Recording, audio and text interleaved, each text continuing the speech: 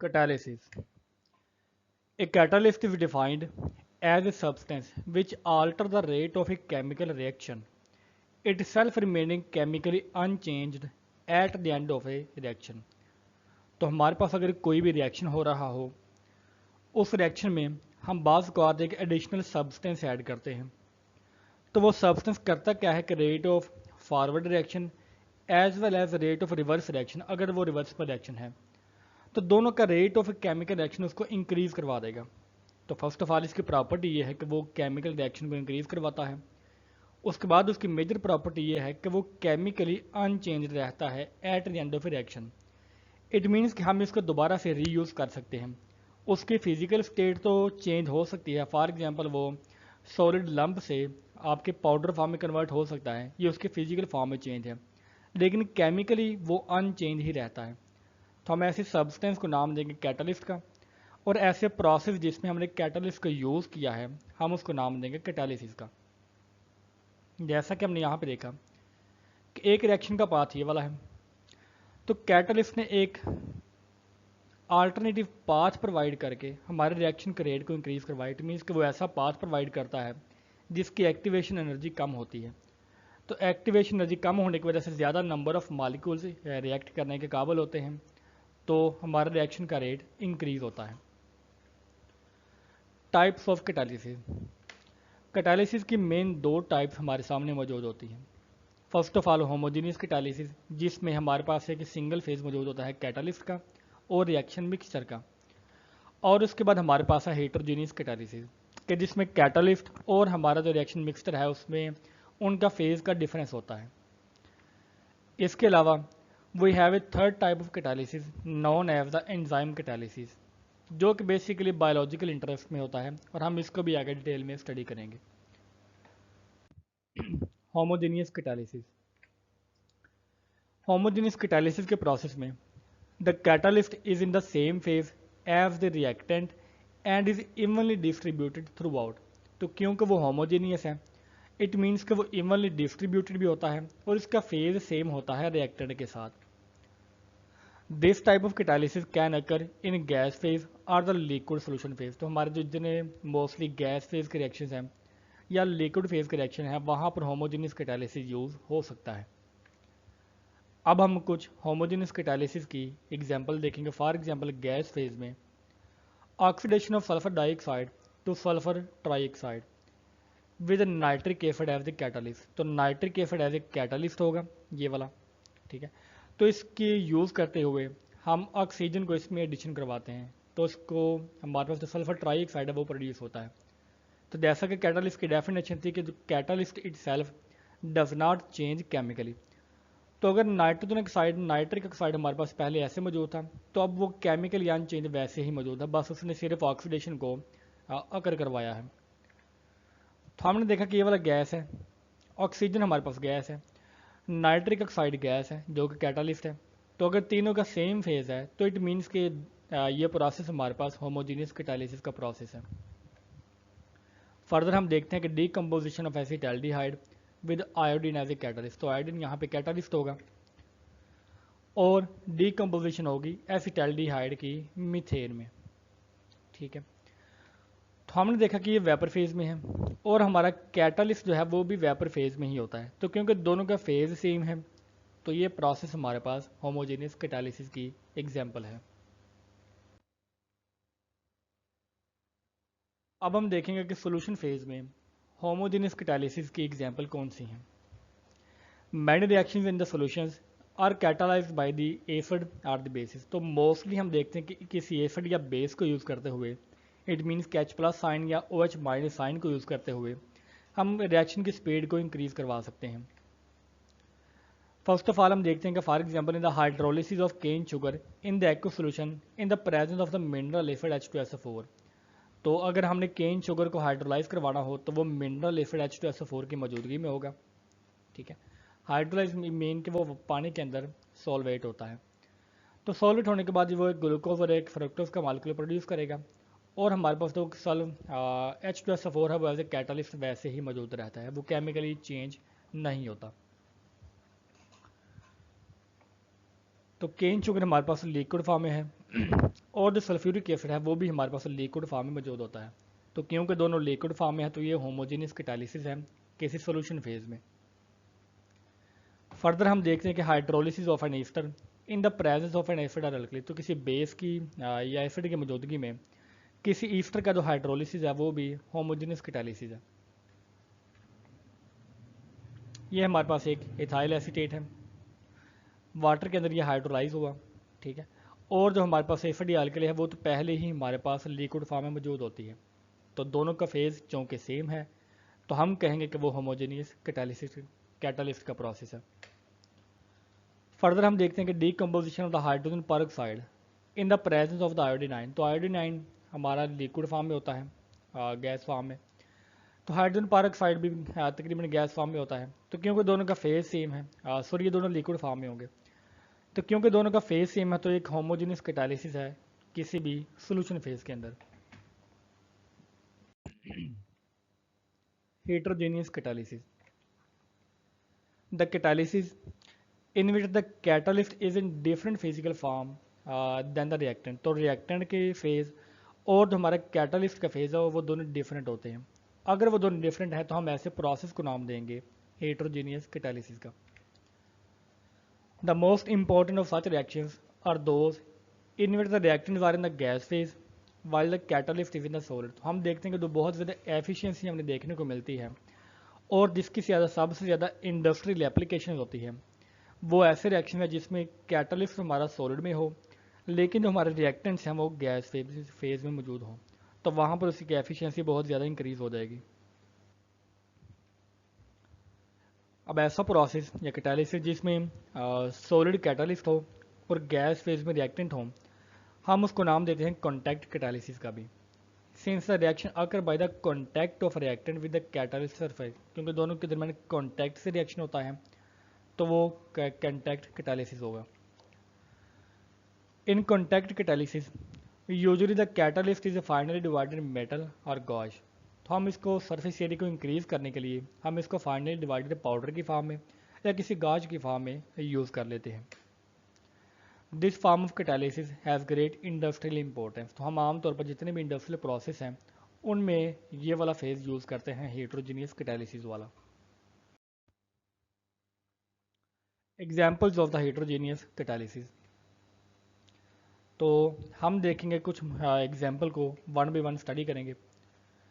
Heterogeneous catalysis with gaseous reactant contact catalysis, तो हमारे पास जो रिएक्टेंट है वो गैस फेज में होंगे।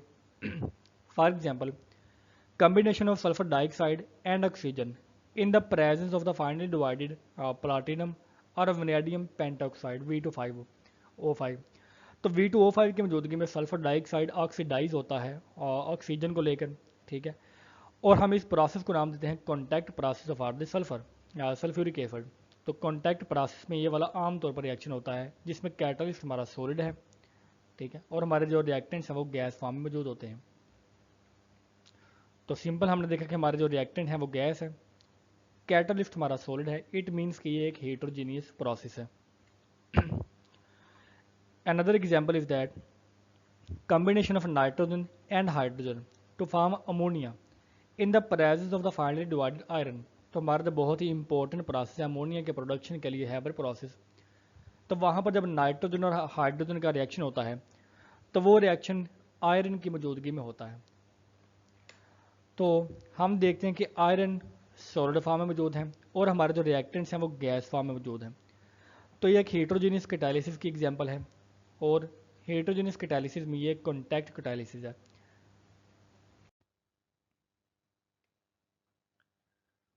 फर्दर हम देखते हैं कि oxidation of ammonia to nitric oxide. तो अमोनिया की नाइट्रिक ऑक्साइड में जो ऑक्सीडेशन है वो होती है प्लाटिनम गाज की फॉर्म मौजूदगी में, कि प्लाटिनम एक गाज की फॉर्म में मौजूद होती है। ये नाइट्रिक एसिड को प्रोड्यूस करने में एक बहुत ही इंपॉर्टेंट स्टेप होता है जिसमें हम अमोनिया को कन्वर्ट करते हैं पहले नाइट्रिक ऑक्साइड में और उसके बाद उसको नाइट्रिक एसिड में कन्वर्ट करते हैं। तो रिएक्शन हमारे पास ये मौजूद है कि 4NH3 plus 5O2 they form NO nitric oxide plus 6H2O। ये प्रोसेस हमारा प्लाटिनम की मौजूदगी में होता है। तो प्लाटिनम सॉलिड की फॉर्म में मौजूद है और हमारे रिएक्टेंट्स गैस की फॉर्म में हैं और ये एक हेट्रोजीनियस कैटालिसिस की एग्जांपल है। हम मज़ीद देखते हैं कि बहुत ही important example hydrogenation reactions of the unsaturated organic compound. जैसे कि अगर हमने ऑयल को घी में कन्वर्ट करना हो तो वो हाइड्रोजनेशन का प्रोसेस होता है।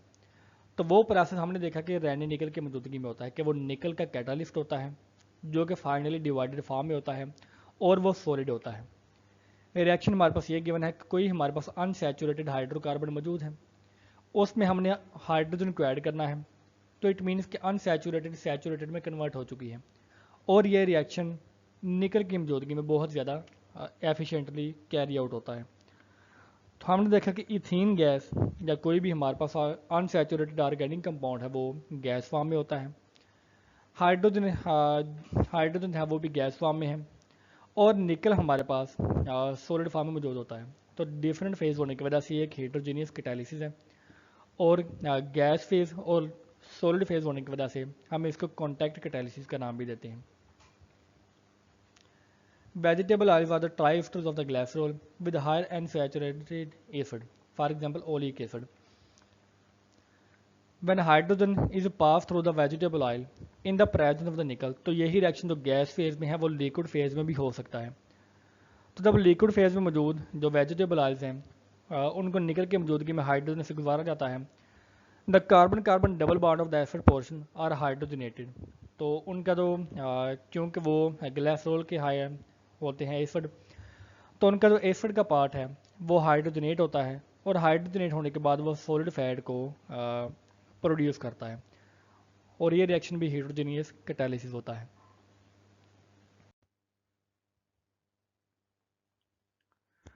फर्दर हम देखते हैं कि heterogeneous catalysis with liquid reactant, कि हमारे पास रिएक्टेंट लिक्विड होगा और जो हमारे पास कैटालिस्ट है वो मोस्टली सॉलिड या लिक्विड भी हो सकता है।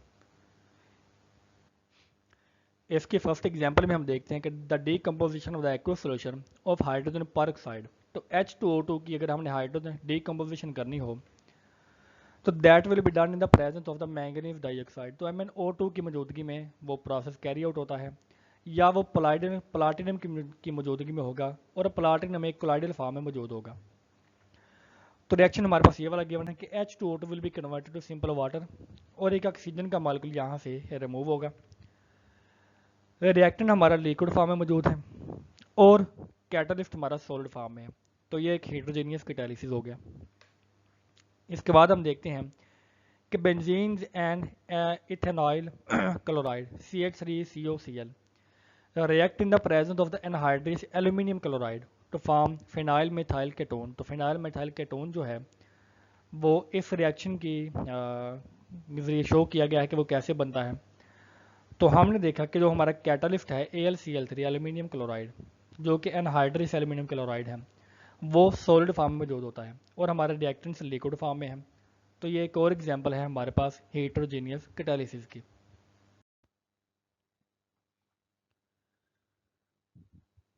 Heterogeneous catalysis with solid reactant, तो अब ऐसा हेट्रोजीनियस कैटालिसिस जिसमें रिएक्टेंट सॉलिड है और जो हमारा कैटालिस्ट है वो किसी डिफरेंट फेज में मौजूद हो सकता है। The decomposition of the potassium chloride KClO3 is catalysed by the manganese dioxide.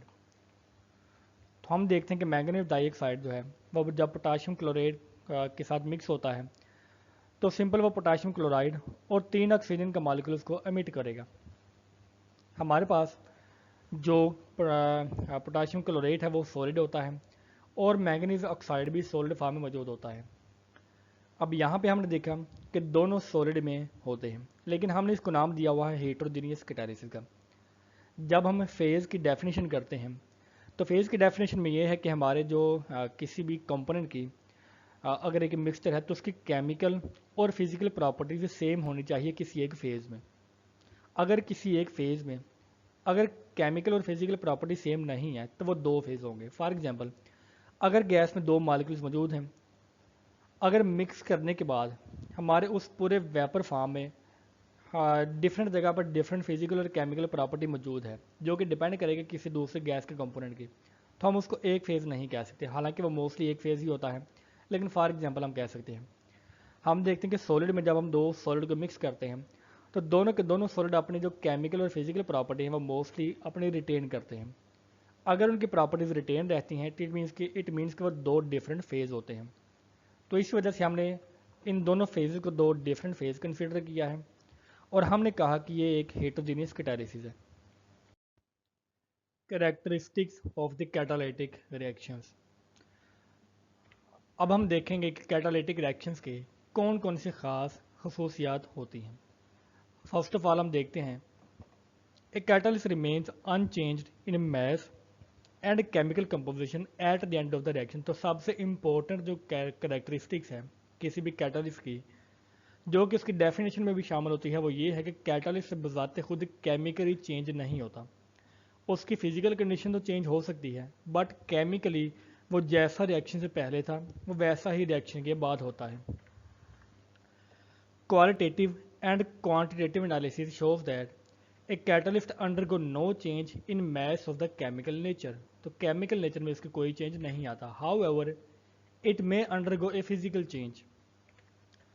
Thus the granular manganese dioxide जो कि MnO2 है, used as a catalyst in the thermal decomposition of the decomposing of the potassium chloride is left as a fine powder at the end of the reaction। तो हमारा जो reactant है sorry catalyst है manganese dioxide, वो पहले granular form में होता है लेकिन रिएक्शन के एंड के ऊपर वो फाइन पाउडर की फॉर्म में कन्वर्ट हो जाता है। इट मीन्स कि उसकी फिजिकल चेंज जो कंडीशन है वो चेंज हो चुकी है, लेकिन ख़ास बात यह है कि उसमें कोई केमिकल नेचर में या उसमें कोई केमिकल चेंज नहीं आता। The second characteristics of the catalytic reaction is that a small quantity of catalyst is generally needed to produce almost unlimited reaction. तो अगर हम आइडियली देखें तो कैटालिस्ट की एक बहुत ही स्मॉल क्वांटिटी जो अनलिमिटेड रिएक्शन के लिए काफ़ी होती है। इसका मेन वजह यह है कि हम एक कैटालिस्ट को दोबारा से रीयूज़ कर सकते हैं क्योंकि वो केमिकली बजाते खुद चेंज नहीं होता। Sometimes a trace of metal catalyst is required to affect very large amount of catalyst. For example 1 kg ऑफ कोई भी जो कैटालिस्ट है वो हो सकता है कि 10,000 जो के जी रिएक्टेंट को के लिए काफ़ी हो, या ऐसे भी कम अमाउंट काफ़ी हो सकती है। For example 1/10 millionth of its mass of finely divided platinum is all that is needed to catalyze the decomposition of hydrogen peroxide। तो हम हाइड्रोजन पेरोक्साइड के रिएक्शन में जब देखते हैं कि H2O2 को हम कन्वर्ट करते हैं H2O में, तो वो रिएक्शन कैरी आउट होता है प्लाटिनम की मौजूदगी में। तो 1 मिलियन का जो 10वां हिस्सा है, ठीक है, मतलब इतनी कम अमाउंट रिक्वायर्ड होती है, ठीक है, हाइड्रोजन पेरोक्साइड को डिकम्पोज करवाने के लिए। On the other hand, there are catalysts which need to be present in a relatively large amount to be effective। लेकिन हमने देखा कि कुछ रिएक्शंस के लिए रिएक्टेंट की अमाउंट थोड़ी सी ज़्यादा भी रिक्वायर हो सकती है। Thus in the Friedel Crafts reaction, जो कि ये वाला होता है कि जिसमें बेंजीन रिएक्शन करती है C2H5Cl से, और यहाँ पर जो C2H5 का ग्रुप है ये बेंजीन के साथ अटैच होता है इन दी क्लासिक फ्रेडल कराफ रिएक्शंस। तो इस रिएक्शन में हमारे पास जो कैटालिस्ट है वो AlCl3 होता है, जो कि लार्ज क्वांटिटी में मौजूद होना चाहिए कि इस रिएक्शन को कैरी आउट करवाने के लिए। Anhydrous aluminium chloride function as a catalyst, जो कि AlCl3 है, effectively when present to the extent of 30% of the mass of the benzene. तो जितना बेंजीन का मैस है, अगर उस मैस के 30% जो है वो aluminium chloride as a catalyst भी मौजूद हो तो हमारी एफिशिएंसी सबसे ज़्यादा होती है। ये हमने एक्सपेरिमेंटली कंसिडर किया है। For the acid and alkaline hydrolysis of an ester, तो अब हमारे पास एक दूसरी एग्जांपल है एक ईस्टर के हाइड्रोलिसिस की, जिसमें कोई भी एक ईस्टर है वो वाटर में हाइड्रोलाइज होता है और रिएक्शन एसिड या बेस की मौजूदगी में होता है, और ये कन्वर्ट होता है एक कार्बोक्सिलिक एसिड में और एक अल्कोहल में। The rate of reaction is proportional to the concentration of the catalyst. तो जितना जो हमारे रिएक्शन का रेट है वो प्रोपोर्शनल होता है एसिड और बेस की कंसनट्रेशन के ऊपर, कि जितनी हमारी एसिड और बेस एज ए कैटालिस्ट जो है उसकी कंसनट्रेशन ज़्यादा होगी, हमारे रिएक्शन का रेट भी उतना ही ज़्यादा होगा। तो basically catalytic reaction amount of catalyst के ऊपर डिपेंड भी करते हैं। Third characteristic of the catalytic reaction is that a catalyst is more effective when divided finally। तो जब हम किसी कैटालिस्ट को फाइनली डिवाइड करते हैं, इट मीन्स कि हम इसका सरफेस एरिया इंक्रीज करते हैं, तो वो ज़्यादा इफेक्टिव होता है। इन द हेट्रोजीनियस कैटालिसिस, जिसमें हमारे पास जो मोस्टली कैटालिस्ट है वो सॉलिड फॉर्म में मौजूद होता है, the solid is more effective when it is in form of the fine sub division that is used in the bulk. तो बल्क के मुकाबले में जो फाइन उसकी नेचर होगी डिवाइडेड फॉर्म में, वो ज़्यादा इफेक्टिव होगी। For example, a lump of platinum will have much less catalytic activity than the colloidal or the platinized asbestos। तो अगर हम प्लाटिनाइज्ड एस्बेस्टॉस की यूज़ करें या कोलाइडल फार्म की यूज़ करें, इन दोनों में होता क्या है कि हम प्लाटिनम का सरफेस एरिया को इंक्रीज़ करते हैं। तो सरफेस एरिया को इंक्रीज़ करने से उसकी एफिशिएंसी ज़्यादा होगी। बिल्कुल इसी तरह फाइनली डिवाइडेड निकल, जिसको हम हाइड्रोजनेशन की रिएक्शन में यूज़ करते हैं अनसैचुरेटेड ऑर्गेनिक कंपाउंड्स में, it is a better catalyst than the lumps of the solid catalyst. तो बजाय इसके हम एक निकल का चंक वहाँ पर डाल दें, हमारे लिए बेहतर ये होता है कि हम इसको फाइनली डिवाइडेड फॉर्म में उसके अंदर यूज़ करें। नेक्स्ट हम देखते हैं कि catalyst is specific in its action, कि एक कैटालिस्ट जो है वो किसी खास रिएक्शन के लिए ही आमतौर पर बना होता है। इट मीन्स कि जब हम रिएक्शन को चेंज करेंगे या कैटालिस्ट को चेंज करेंगे तो हमारी प्रोडक्ट भी चेंज हो सकती है। When a particular catalyst work for one reaction, it will not necessarily work for the another reaction। For example, अगर हम कहते हैं कि एक कैटालिस्ट किसी कंपोनेंट की हाइड्रोजनेशन के लिए यूज़ होता है, अब ज़रूरी नहीं है कि वो हर रिएक्शन की हाइड्रोजनेशन के लिए यूज़ हो, वो किसी खास कंपोनेंट के लिए ही या किसी खास रिएक्शन के लिए ही वर्क करेगा। Different catalyst can bring about completely different reaction for the same substance. तो अगर हमारे पास सब्सटेंस एक है, अगर हम कैटालिस्ट डिफरेंट करेंगे तो उसकी प्रोडक्ट डिफरेंट हो जाएगी। For example, ethanol gives ethane when passed over hard platinum oxide. तो अगर हम इस रिएक्शन को देखें तो जो एथानॉल है वो Al2O3 की मौजूदगी में प्रोड्यूस करेगा इथीन को। ठीक है, हमारे पास कैटालिस्ट ये वाला है और ये रिएक्शन हमारे पास डिहाइड्रेशन का होगा, जिसमें एक वाटर का एक मॉलिक्यूल रिमूव होता है। लेकिन हमने देखा कि अगर हम कैटालिस्ट को चेंज करें, फॉर एग्जांपल अगर हम जो कैटालिस्ट है वो हार्ड कॉपर को यूज़ करें, तो अब एथानॉल की प्रोडक्ट हमारे पास एथानॉल होगी। इट मीन्स कि वो एक एल्डिहाइड में कन्वर्ट होगा, ना कि वो इथीन में कन्वर्ट हो रहा है। और अब ये डिहाइड्रेशन का रिएक्शन नहीं होगा बल्कि ये डिहाइड्रोजनेशन का रिएक्शन होगा। So it proves that a catalyst is specific in its action.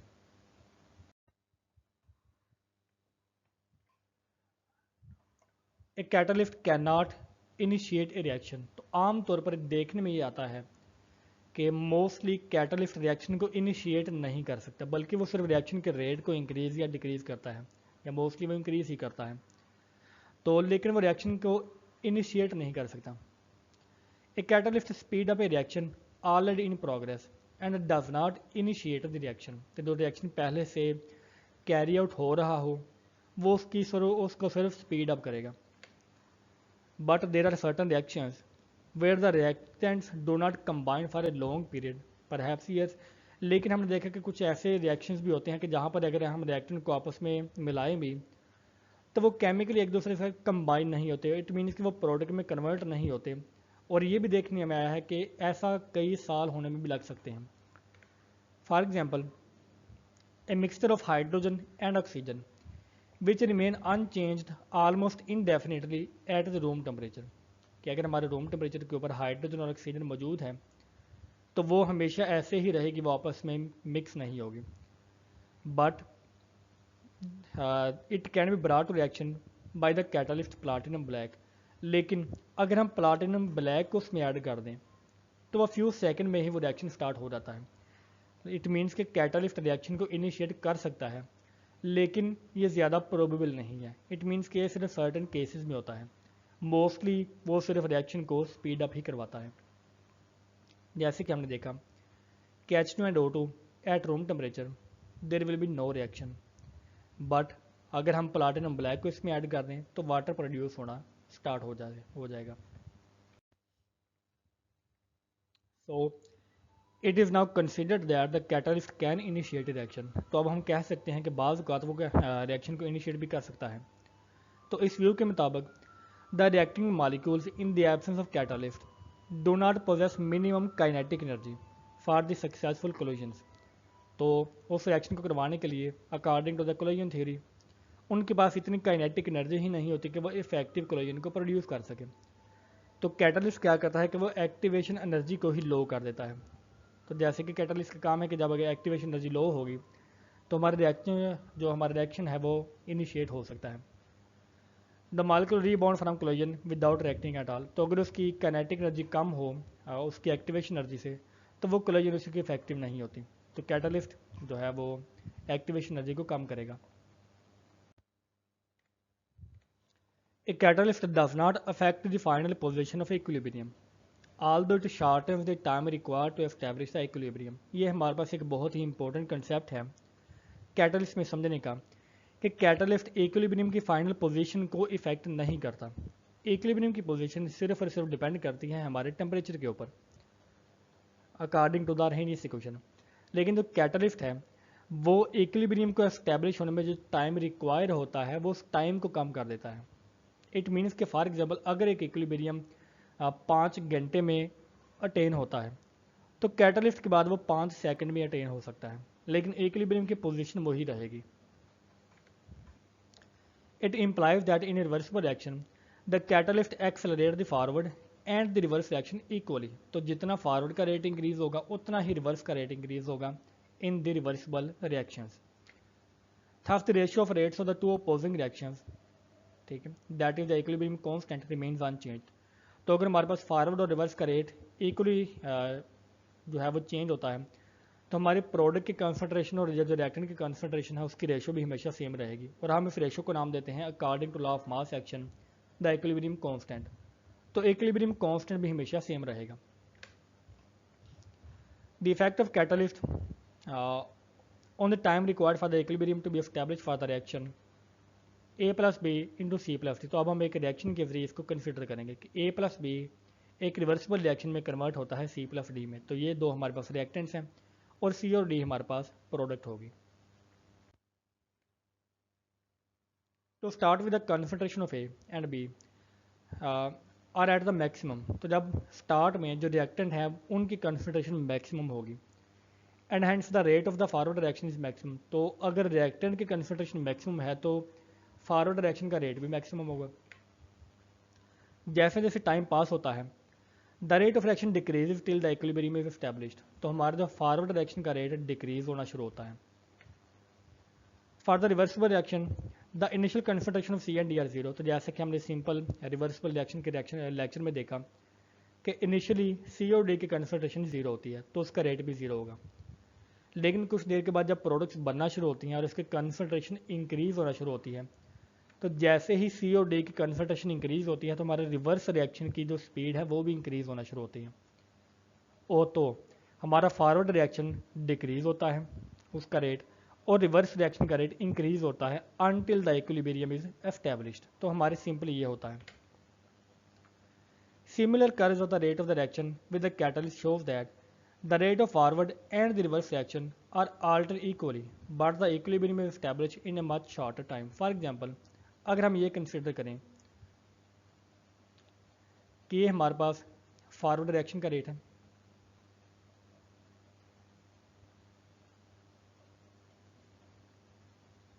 और फॉरवर्ड रिएक्शन का रेट आहिस्ता आहिस्ता कम हो रहा है, ठीक है, और ये हमारे पास एक रिवर्स रिएक्शन का रेट है जो कि आहिस्ता आहिस्ता इंक्रीज हो रहा है क्योंकि हमारे पास प्रोडक्ट की अमाउंट इंक्रीज हो रही है। और यहाँ पर जब दोनों अमाउंट इक्वल हुई तो ये इक्विलिब्रियम कायम हो गया, ठीक है। और टाइम अगर हम देखें तो इसको इतना टाइम रिक्वायर्ड होता है। कैटलिस्ट क्या करता है कि वो इस इक्विलिब्रियम के टाइम को डिक्रीज करता है। तो फॉर एग्जांपल जब हम कैटलिस्ट यूज़ करेंगे तो अब फॉरवर्ड का रेट ये होगा और रिवर्स का रेट ये वाला होगा। तो अब इक्विलिब्रियम इस टाइम के ऊपर अचीव हो रहा है। तो कैटलिस्ट ने क्या किया, फॉरवर्ड और रिवर्स दोनों के रेट को इंक्रीज किया इक्वली। तो फ़र्क क्या आया कि हमारा जो time required to establish equilibrium है वो डिक्रीज हो जाता है। तो कैटलिस्ट टाइम को डिक्रीज करता है बट वो इक्विलिब्रियम को डिस्टर्ब नहीं करता। इट मीन्स के प्रोडक्ट और रिएक्टेंट की रेशियो जो पहले थी वही अब होगी, वो चेंज नहीं होगी। हाँ, मिसाल के तौर पर हमने हैब्रे प्रोसेस में देखा कि नाइट्रोजन और हाइड्रोजन जो है वो आयरन की मौजूदगी में अमोनिया को प्रोड्यूस करते हैं। तो अमोनिया को प्रोड्यूस करने का जो टाइम है, जब हम इसको हाई टेम्परेचर और हाई प्रेशर के ऊपर कैरी आउट करवाते हैं, तो ये इक्विलिब्रियम चंद सेकंड्स के अंदर या चंद मिनट के अंदर ही अटेन हो सकता है।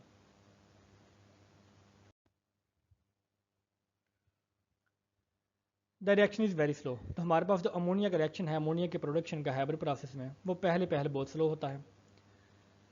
In the presence of the catalyst the equilibrium is reached much sooner than the percentage yield remains unchanged. तो हमारा जो इक्विलिब्रियम है वो तो बहुत जल्द अचीव हो जाता है, लेकिन जो हमारी यील्ड है वो हमेशा सेम ही रहती है, क्योंकि हमारा इक्विलिब्रियम डिस्टर्ब नहीं होता। The iron catalyst shortens the time to attain equilibrium but cannot alter the percentage yield। तो हमारी yield कभी भी चेंज नहीं होगी। ये बहुत ही इंपॉर्टेंट पॉइंट है याद रखने का। चेंज क्या होता है? सिर्फ और सिर्फ time to attain the equilibrium. Energy consideration also shows that the final state of equilibrium can not be change by the catalyst. तो जब हम एनर्जी का ग्राफ देखते हैं कैटलिस्ट में, तो हमारे पास ये एक रिएक्शन का पाथ है। तो कैटलिस्ट क्या करता है कि इस पाथ को चेंज करता है, लेकिन जो फाइनल प्रोडक्ट की एनर्जी है, ठीक है, ये रिएक्टेंट की एनर्जी है और ये प्रोडक्ट की एनर्जी है, इन दोनों का डिफरेंस हमेशा सेम रहेगा। ठीक है, सिर्फ यहाँ पर एक्टिवेशन एनर्जी चेंज होती है या पाथ चेंज होता है, लेकिन थर्मोडायनेमिकली एनर्जी चेंज नहीं होती। अब हम सपोज करते हैं कि the catalyst accelerate the forward reaction more than the reverse reaction, कि हमारा कोई कैटलिस्ट है वो फॉरवर्ड रिएक्शन को ज़्यादा एक्सेलरेट करता है देन द रिवर्स रिएक्शन। तो आप यहाँ पर दोबारा डायग्राम में भी देख सकते हैं कि यहाँ पर जो कैटलिस्ट की यूज़ करने की वजह से हमारा जो टाइम है वो डिक्रीज हो चुका है। ठीक, ये सिंपल इक्विलिब्रियम की एक लाइन है। तो अगर हम फर्ज करें कि फॉरवर्ड रिएक्शन का रेट ज़्यादा है और रिवर्स का कम है, this will shift the equilibrium point which can not happen without the supply of energy to the system. अब इसकी वजह से हमारा इक्विलिब्रियम शिफ्ट होगा, ठीक है, क्योंकि हमारा जो फॉरवर्ड का रेट है वो ज़्यादा है और रिवर्स का रेट कम है, लेकिन हम इसको अचीव नहीं कर सकते without the supply of energy. तो इट मीन्स कि हमें जो एक्सटर्नल एनर्जी है वो सिस्टम को प्रोवाइड करना पड़ेगी। तो अब कैटलिस्ट के साथ एक और वेरिएबल भी इन्वॉल्व हो चुका है एनर्जी का। But catalyst unchanged in mass and composition at the end of the reaction can not simply require the energy. लेकिन अगर हमने देखा कि कैटलिस्ट जो है वो एट द एंड मैस और कंपोजिशन में अनचेंज रहता है at the end of the reaction, तो वो बजाते खुद तो एनर्जी को सप्लाई नहीं कर सकता। तो इट मीन्स कि हमें बाहर से इसको एनर्जी प्रोवाइड करना पड़ेगी। नेक्स्ट कैरेक्टरिस्टिक्स हम देखते हैं कि the change of temperature alters the rate of a catalytic reaction as it would do for the same reaction without a catalyst. तो अगर हम टेम्परेचर को चेंज करें तो टेम्परेचर कैटालिटिक रिएक्शन के रेट को उसी तरह से चेंज करेगा जैसे कि वो विदाउट कैटालिस्ट चेंज करता है। इट मीन्स कि अगर टेम्परेचर को इंक्रीज करने से हमारा रेट ऑफ रिएक्शन डिक्रीज होता है, for example in exothermic reaction, तो कैटालिस्ट यूज़ करने के बाद भी वो डिक्रीज ही होगा। ठीक है, तो हम ली चैटले प्रिंसिपल में हम इसको पहले से डिटेल में देख सकते हैं। अगर आप इसको डिटेल में स्टडी करना चाहते हैं तो आप ली चैटले प्रिंसिपल को भी गो थ्रू कर सकते हैं।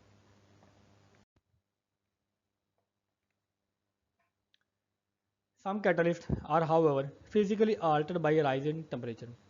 लेकिन बाज़ वक़्त हमने देखा कि अगर हम टेम्परेचर को चेंज करें, फॉर एग्जांपल इंक्रीज़ करें, तो उसकी फिजिकल जो है वो चेंज आता है उसकी फिजिकल स्टेट में। फॉर एग्जांपल अगर वो चंक फॉर्म में है या किसी सॉलिड पार्टिकल के फॉर्म में है तो वो पाउडर फॉर्म में कन्वर्ट हो चुका है, और इसके अलावा उसके जो स्ट्रक्चर है वगैरह उसमें कोई चेंज आ सकता है।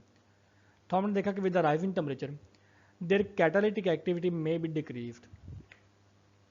This is particularly true with colloidal solution. तो अगर हमारे पास कोई खास कोलाइडल सॉल्यूशन है जिसमें कोई पार्टिकल सस्पेंड होते हैं किसी लिक्विड के अंदर, for example like that of platinum, तो since rise in the temperature may cause the coagulation. तो टेम्परेचर को इंक्रीज करने के बाद जो प्लाटिनम है वो और जो उसके पार्टिकल्स हैं वो आपस में कोआगुलेट होकर सस्पेंड होकर वो नीचे बैठ सकते हैं। तो कोआगुलेशन की वजह से इसकी जो एक्टिविटी है वो डिक्रीज हो सकती है। In such case the rate of reaction increase up to certain point. तो टेम्परेचर को इंक्रीज करने से हमारा जो रेट ऑफ रिएक्शन वो इंक्रीज तो होगा, लेकिन वो एक सर्टेन पॉइंट तक इंक्रीज होगा जब तक कि हमारे कैटलिस्ट की फिजिकल कैटलिस्ट में फिजिकल चेंज नहीं आता। So after the physical change then gradually the rate of reaction will decrease, क्योंकि हमारे रिएक्शन में जो कैटलिस्ट है उसमें फिजिकल चेंज आ रहा है। तो अगर हम देखें the rate of reaction is maximum at a particular temperature, तो हमारे पास जिस टेम्परेचर के ऊपर रेट ऑफ रिएक्शन मैक्सिमम होगा वो हमारा ऑप्टिमम टेम्परेचर कहलाता है। Promoters. The activity of a catalyst can often be increased by addition of a small quantity of a second material. हम बहुत सारे प्रोसेस में रिएक्शन के रेट को इंक्रीज करने के लिए कैटालिस्ट को यूज़ करते हैं। अगर हमने कैटालिस्ट की एक्टिविटी को इंक्रीज करना हो तो हम एक दूसरा मटेरियल यूज़ करते हैं। This second substance is either not a catalyst itself for the reaction और it may be a feeble catalyst. तो या तो वो खुद कैटालिस्ट हो सकता है जो सेकंड मटेरियल है, या तो वो कैटालिस्ट नहीं भी हो सकता, इससे कोई फर्क नहीं पड़ता। बट ए सब्सटेंस विच दो it self not a catalyst promotes the activity of a catalyst is called a promoter. तो जो भी कंपोनेंट किसी एक कैटालिस्ट की एक्टिविटी को इंक्रीज करवाएगा, चाहे वो खुद कैटालिस्ट है या नहीं है, हम उसको कहेंगे कि वो प्रमोटर है। हम एक प्रमोटर की एग्जांपल को देखेंगे कि मोलिब्डेनियम और aluminium oxide promotes the activity of the iron catalyst in the Haber process. तो हैबर प्रोसेस में हम अमोनिया को प्रोड्यूस करते हैं फ्रॉम नाइट्रोजन एंड हाइड्रोजन, और इस हैबर प्रोसेस में हमारे पास जो कैटालिस्ट है वो आयरन का होता है। तो आयरन की कैटालिस्ट की एक्टिविटी को प्रमोट करवाने के लिए हम मोलिब्डेनियम को यूज़ कर सकते हैं। तो ये वाला हमारे पास मेन कैटालिस्ट होगा, और जो मोलिब्डेनियम है वो प्रमोटर है जो कि आयरन की एक्टिविटी को इंक्रीज करवाता है।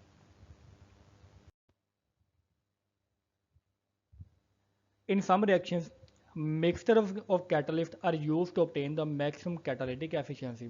तो क्योंकि कोई सब्सटेंस कैटालिस्ट की जो एक्टिविटी है उसको प्रमोट करवा सकता है, तो बाज़ औक़ात हम जो कैटालिटिक एफिशिएंसी को इंक्रीज़ करवाने के लिए मिक्सचर ऑफ कैटालिस्ट भी यूज़ कर सकते हैं, क्योंकि वो एक दूसरे के साथ प्रमोटर के तौर पर काम करेंगे। For example in the synthesis of methanol from carbon monoxide and hydrogen a mixture of zinc and chromium oxide is used as a catalyst. तो अब इस प्रोसेस में हम एक कैटालिस्ट को यूज़ नहीं करते, carbon monoxide plus 2H2 they will produce methanol, बल्कि हम यहाँ पर मिक्सचर ऑफ कैटालिस्ट को यूज़ करते हैं Cr2O3, क्रोमियम ऑक्साइड और जिंक ऑक्साइड को।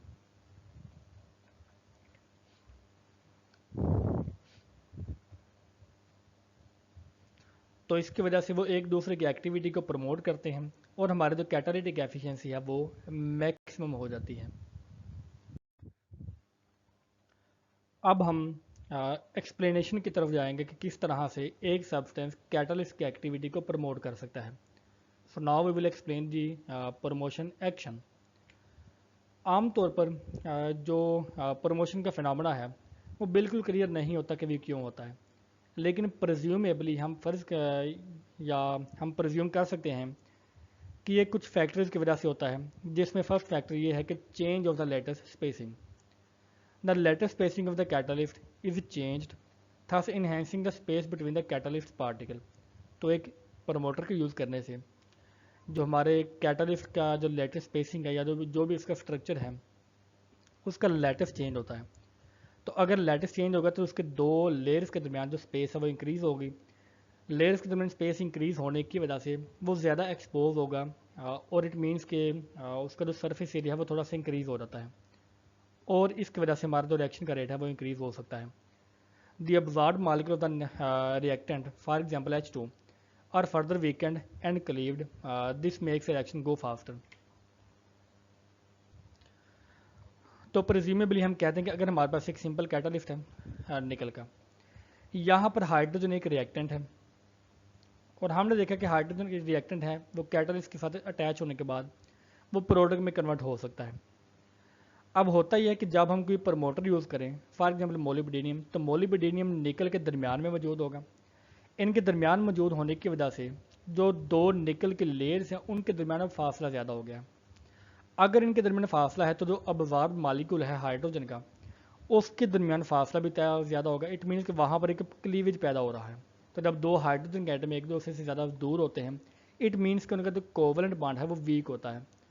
तो प्रिज्यूमेबली लेटर स्पेसिंग के चेंज होने की वजह से इसका जो क्लीवेज है वो अवेलेबल होता है, और कोवलेंट बॉन्ड वीक होने की वजह से वो बहुत जल्दी से हमारे प्रोडक्ट में कन्वर्ट हो सकती है। इट मीन्स कि जब मोलिब्डेनियम एक प्रमोटर है, उसने लेटर स्पेसिंग में चेंज की वजह से हमारे रिएक्शन के रेट को इंक्रीज़ करवाया। सेकंड फैक्टर जिसकी वजह से हमारे कैटालिस्ट की जो एक्टिविटी है वो इंक्रीज़ हो सकती है, that will be increase in the peaks and the cracks. तो हमारे कैटालिस्ट में कुछ क्रैक वगैरह पैदा होते हैं। So the promoter of the presence of the promoter increase the peaks and the cracks on the surface. Peak का मतलब कि वो, अगर हमारा जो कैटालिस्ट है वो पहले इस तरह से स्मूथ है, तो वो जो प्रमोटर है उसके अंदर कुछ पीक प्रोड्यूस करेगा और कुछ इसमें क्रैक प्रोड्यूस करेगा।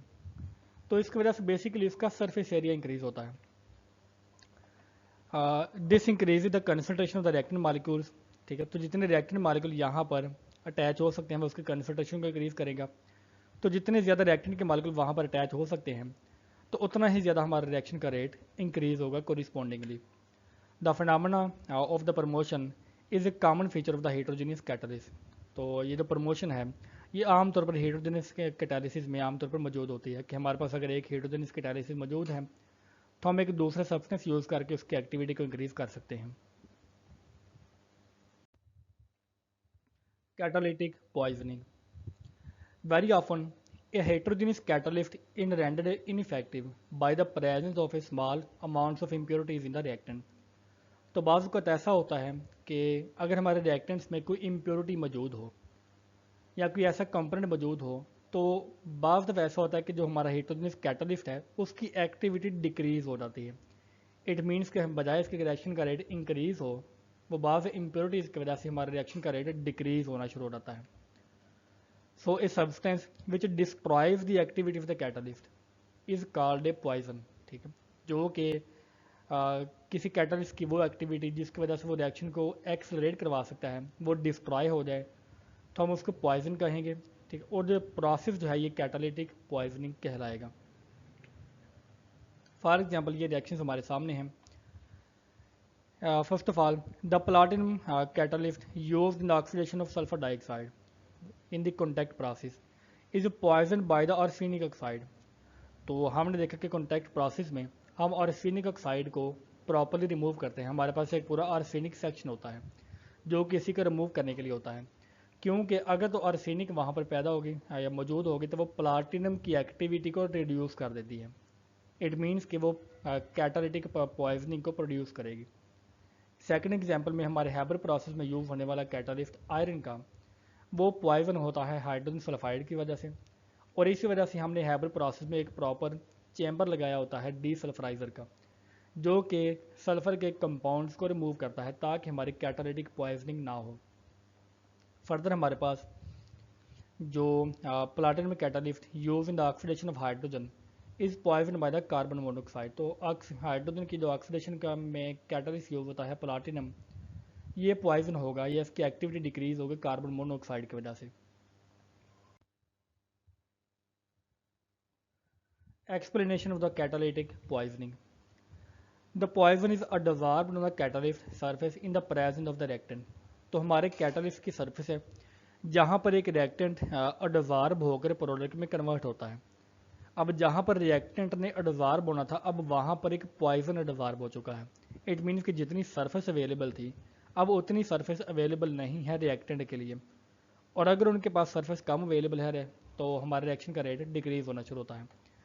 Even a monomolecular layer renders the surface unavailable for further adsorption of the reactant। तो क्योंकि अगर वहाँ पर एक पॉइजन अटैच हो चुका है तो वहाँ पर रिएक्टेंट अटैच नहीं हो सकता। The poisoning by the arsenic oxide और carbon monoxide appear to be of this kind. कि ये वाली काइंड क्या है कि अगर इसकी मोनो लेयर हो जाए, बाज़ का हमारे जो एडजॉर्प्शन की लेयर है वो मोनो लेयर नहीं होती बल्कि वो बाई और ट्राई लेयर हो सकती है। लेकिन आर्सेनिक और कार्बन मोनोऑक्साइड के रिएक्शन में हम देखते हैं कि वो जो मोनो लेयर है वो बिल्कुल सरफेस को इनएक्टिव कर देती है। तो फॉर एग्जांपल ये हमारे पास प्लाटिनम की सरफेस है कैटालिस्ट की। अब यहाँ पर आकर किसी रिएक्टेंट ने अटैच होना था, लेकिन हमने देखा कि यहाँ पर एक कार्बन मोनोऑक्साइड का मॉलिक्यूल आकर अटैच हो चुका है और इसने इस स्पेस को सारी को ऑक्यूपाई कर लिया है। तो अगर ये स्पेस सारी ऑक्यूपाई हो गई है तो इट मीन्स कि अब कैटालिस्ट हमारे मेन रिएक्शन के लिए अवेलेबल नहीं है, तो कार्बन मोनोऑक्साइड ने इसको पॉइजन कर दिया।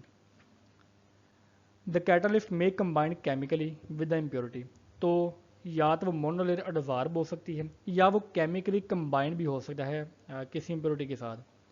जैसा कि हमने देखा कि जो आयरन कैटालिस्ट है वो हाइड्रोजन सल्फाइड के साथ केमिकली रिएक्ट कर देता है, तो रिएक्शन करने के बाद वो फेरिक सल्फाइड को प्रोड्यूस करेगा और हाइड्रोजन गैस को एमिट करेगा। तो हमने देखा कि केमिकल रिएक्शन के जरिए भी हमारा जो कैटालिस्ट है वो इनएक्टिव कैटेगरी में चला गया है। इट मीन्स कि वो कैटालिटिक पॉइजनिंग होती है। Auto catalysis, when one of the products of reaction itself act as a catalyst for that reaction, the phenomenon is called the autocatalysis। Simple अल्फाज में हमारा कोई भी रिएक्शन हुआ, उस रिएक्शन में कोई प्रोडक्ट प्रोड्यूस हुई, अब वो जो प्रोडक्ट प्रोड्यूस हुई है वो एज ए कैटालिस्ट एक्ट करना शुरू करना हो जाती है। इट मीन्स कि वो एक्सटर्नल कैटालिस्ट रिक्वायर नहीं होता, बल्कि वो प्रोडक्ट प्रोड्यूस होने के बाद रिएक्शन की स्पीड को इंक्रीज करवाना शुरू कर देती है। तो हम इसको कहेंगे कि ऑटो कैटालिसिस, जैसा कि इसके नाम से ज़ाहिर है, जो कि खुद ब खुद कैटालिसिस होता है। In auto catalysis the initial rate of the reaction rises as the catalytic product is form, तो जैसे जैसे प्रोडक्ट हमारी इंक्रीज होती है हमारा जो रिएक्शन का रेट है वो भी इंक्रीज होना शुरू होता है। बट जब रिवर्स रिएक्शन स्टार्ट होता है तो उसके बाद वो डिक्रीज होना भी शुरू होता है। लेकिन हमने देखा कि जो जैसे जैसे फॉरवर्ड रिएक्शन का रेट इंक्रीज होता है तो आमतौर पर जैसे हमने देखा कि रिवर्स रिएक्शन में जैसे प्रोडक्ट प्रोड्यूस होती है तो जो फॉरवर्ड का रेट है वो डिक्रीज होता है, लेकिन ऑटो कैटालिसिस की वजह से वो डिक्रीज नहीं होगा। The curve plotted between the reaction rate and the time shows that A maximum when the reaction is complete. ठीक है, अब हमारे पास हमने देखा कि जो रिएक्शन रेट है वो कंटिन्यूसली इंक्रीज होता जा रहा है। ठीक है, तो जब तक वो रिएक्शन कंप्लीट नहीं हो जाता वो रिएक्शन का रेट इंक्रीज ही होता रहता है, क्योंकि प्रोडक्ट ने जो रिवर्स रिएक्शन है उसको इंक्रीज नहीं किया, बल्कि एज ए कैटालिस्ट यूज करके फॉरवर्ड रिएक्शन को इंक्रीज करवाना शुरू कर दिया है। Examples of the auto catalysis, first of all hydrolysis of an ester. The hydrolysis of ethyl acetate forms acetic acid, तो इसके रिएक्शन के नतीजे में एसिटिक एसिड प्रोड्यूस होगा और साथ में एथेनॉल प्रोड्यूस होगा। इन प्रोडक्ट्स में से जो एसिटिक एसिड है एक act as a catalyst for the reaction, तो वो इस रिएक्शन के लिए एज ए कैटालिस्ट यूज़ करना शुरू हो जाएगा। तो इट मीन्स कि अब वो एक कैटालिस्ट बन चुका है, वो प्रोडक्ट भी है और अब वो एक कैटालिस्ट है, और ये प्रोसेस हमारे पास ऑटो कैटालिस्ट होगा। सेकेंड एग्जाम्पल में हम देखते हैं कि oxidation of the oxalic acid. When oxalic acid is oxidized by the acidified potassium permanganate, manganese sulfate produced during the reaction act as a catalyst for the reaction। तो ये reaction हमारे पास given है। Potassium permanganate जो है वो manganese sulphate वगैरह के साथ रिएक्शन करता है, तो इस रिएक्शन के नतीजे में ये वाले प्रोडक्ट्स प्रोड्यूस होती हैं। अब यहाँ पर जो मैंगनीज सल्फेट प्रोड्यूस होगा ये एज ए कैटालिस्ट काम करना शुरू करेगा। इट मीन्स कि वो प्रोडक्ट तो है लेकिन वो साथ में ऑटो कैटालिसिस के प्रोसेस को भी कैरी आउट करवाता है। हम फर्दर एग्जांपल्स देखते हैं कि decomposition of आर्साइन।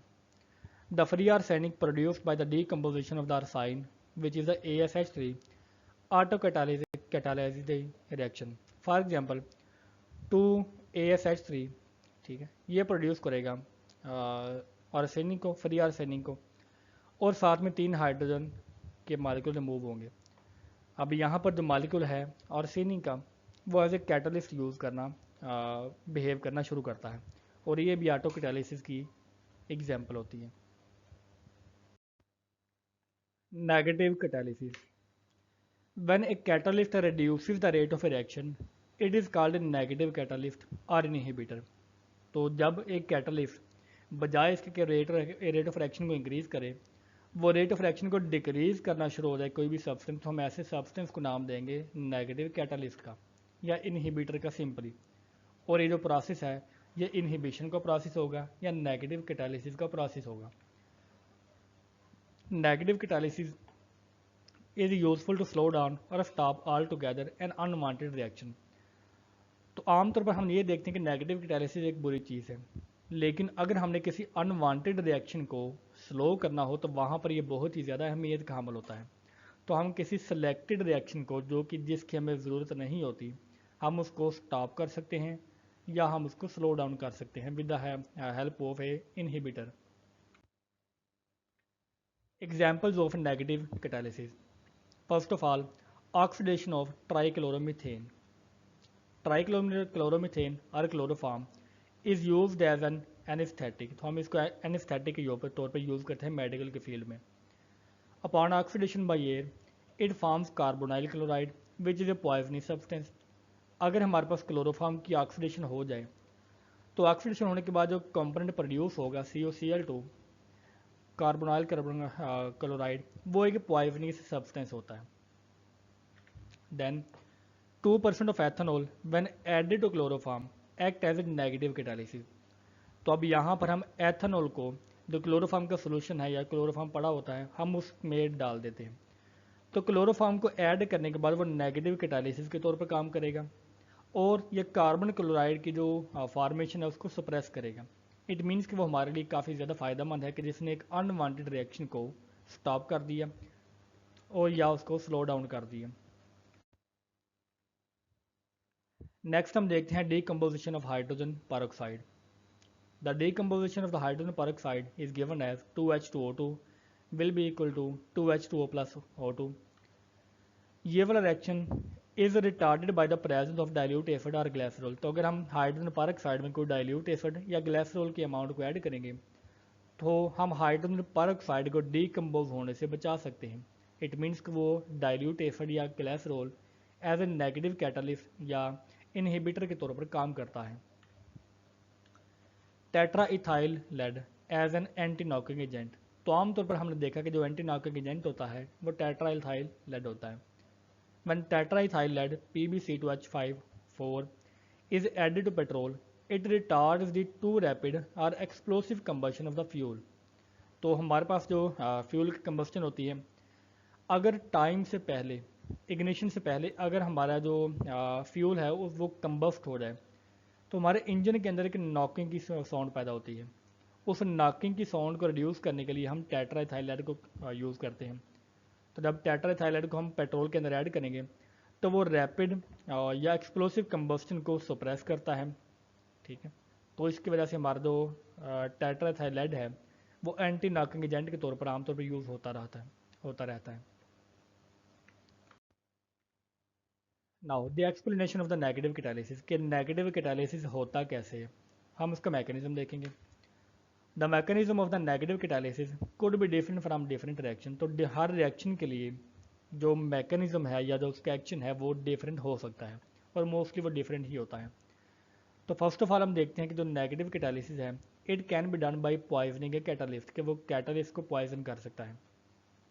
A negative catalyst may function by poisoning a catalyst which already happen to be present in the reaction mixture.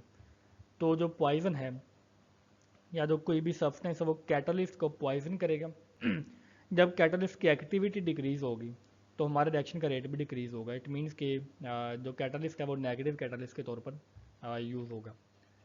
For example the traces of alkali dissolve from the glass of the container catalyse the decomposition of the hydrogen peroxide. तो hydrogen peroxide की decomposition जिसमें वो water में convert होता है, वो उसका जो रिएक्शन का रेट है वो इंक्रीज होता है अल्कली की वजह से या किसी एसिड की वजह से। But the addition of an acid would destroy the alkali. लेकिन अगर हम उस अल्कली के साथ एसिड को भी शामिल कर दें तो जो कैटलिस्ट, जो अल्कली पहले कैटलिस्ट के तौर पर काम कर रही थी, अब एसिड ने उसको कैटलिस्ट को न्यूट्रलाइज कर दिया। इट मीन्स कि वो एज ए नेगेटिव कैटलिस्ट के तौर पर काम करता है और इनहिबिटर के तौर पर काम करता है। तो thus it prevent the decomposition. Second method ये हो सकता है कि by breaking the chain reaction, कि हमारे पास कुछ रिएक्शन चेन की फॉर्म में प्रोड्यूस होते हैं कि एक रिएक्शन प्रोडक्ट प्रोड्यूस करेगी, वो प्रोडक्ट फिर दूसरे रिएक्शन की के रिएक्टेंट के तौर पर काम करेगी। तो इस तरह से एक चेन में रिएक्शन चलता है। तो जो एक कैटालिस्ट है वो उस चेन को ही तोड़ देता है। So in some cases negative catalyst are believe to operate by breaking the chain of the reaction. For example, the combination of the H2 and Cl2 is a chain reaction, ठीक है, which is negatively catalyse by the nitrogen trichloride. तो ये एक chain reaction में proceed होता है free radical के mechanism के जरिए, और इस चेन रिएक्शन को तोड़ने के लिए हमारे पास नाइट्रोजन ट्राइक्लोराइड मौजूद होती है। तो सिंपल हमने देखा कि क्लोरीन के दो फ्री रेडिकल बने under the action of the light, ठीक है। ये फ्री रेडिकल काफ़ी ज़्यादा रिएक्टिव होता है। तो ये रिएक्टिव फ्री रेडिकल रिएक्शन करेगा H2 से और प्रोड्यूस करेगा HCl, और साथ में H प्लस का ये फ्री रेडिकल प्रोड्यूस करता है। ये फ्री रेडिकल दोबारा से क्लोरीन के साथ रिएक्शन करता है और HCl प्रोड्यूस करेगा, और हमारे पास दोबारा से जो क्लोरीन है उसका फ्री रेडिकल प्रोड्यूस होगा। इट मीन्स कि वो रिएक्शन ऐसे चलता ही जाता है चेन के साथ। Nitrogen trichloride breaks the chain of reaction by absorbing the propagating species Cl। तो यहाँ पर जो Cl की स्पीशी होगी वो जो नाइट्रोजन ट्राइक्लोराइड है वो उसको अब्जॉर्ब कर लेगा। तो अगर हमारे पास क्लोरीन की स्पीशी ही नहीं होगी तो वो रिएक्शन हमारा यहीं पर स्टॉप हो जाएगा, ठीक है, वो रिएक्शन हमारा फर्दर ऑपरेट नहीं होगा। सो NCl3 plus ClH they will produce 1/2 N2 plus 2 Cl2। तो वो रिएक्शन हमारा, क्योंकि हमारे पास फ्री रेडिकल ही नहीं बचा, तो वो हमारा रिएक्शन उसी वक्त स्टॉप हो जाएगा। Activation energy and the catalysis. According to the collision theory, a reaction occurs by the collision between the reactant molecules और आयंस। तो सिंपल, जब दो मॉलिक्यूल्स कोलाइड करेंगे, अगर उनकी कोलिजन इफेक्टिव होगी तो वो रिएक्शन प्रोसीड होगा according to the collision theory. At ordinary temperature the molecules do not possess enough energy and hence the collision are not effective. लेकिन हमने देखा कि मॉलिक्यूल्स के पास इतनी एनर्जी ही नहीं होती कि वो एनर्जी बैरियर को क्रॉस कर सके। तो इट मीन्स कि जब वो कोलाइड करेंगे भी तो उनकी कोलिजन इफेक्टिव नहीं होती। इफेक्टिव कोलिजन मीन कि ऐसी कोलिजन जो कि रिएक्टेंट को प्रोडक्ट में कन्वर्ट करवा सकती है। तो ये कोलिजन बेसिकली नॉन इफेक्टिव होती है। However, when the temperature of the system is raised the kinetic energy of the molecules increases. तो जैसा कि हमने देखा कि इफेक्टिव कोलिजन को करवाने के लिए जो है एक प्रॉपर ओरिएंटेशन और एनर्जी होना लाजमी है। टेम्परेचर इंक्रीज करने से हम मॉलिक्यूल्स की एनर्जी इंक्रीज कर सकते हैं कि वो एनर्जी बैरियर को क्रॉस कर सके। But the molecules do not react unless they attain minimum amount of energy. लेकिन उनको फिर भी एक minimum amount of energy require होती है कि वो एक ट्रांजिशन स्टेट को प्रोड्यूस कर सकें, और ट्रांजिशन स्टेट को प्रोड्यूस करने के बाद वो प्रोडक्ट्स को भी प्रोड्यूस कर सकें। तो बेसिकली फॉर एग्जांपल हमारे पास एक ये रिएक्टेंट है और एक ये रिएक्टेंट है, वो एक दूसरे को अप्रोच करेंगे और अप्रोच करने के बाद वो कोलाइड करते हैं। तो ये उसकी कोलिजन है। अगर तो उस कोलिजन में वो उनके पास मिनिमम अमाउंट ऑफ एनर्जी मौजूद हो, ठीक है, तो वो मिनिमम अमाउंट ऑफ एनर्जी जो है अगर उनके पास मौजूद है तो वो प्रोडक्ट्स में कन्वर्ट हो जाएंगी, वरना ये मॉलिक्यूल्स इसी तरह से बाउंस बैक होकर, ठीक है, अनरिएक्टेड फॉर्म में वापस चले जाएंगे। तो हम देखते हैं the minimum amount of energy required to cause a chemical reaction is known as the activation energy. तो वो एनर्जी जो कि कोलिजन को इफेक्टिव बनाती है, जो कि मिनिमम अमाउंट ऑफ एनर्जी है, जो कि रिएक्टेंट को क्रॉस करना पड़ेगी कि वो प्रोडक्ट में चल जाएं, तो वो एनर्जी एक्टिवेशन एनर्जी होगी।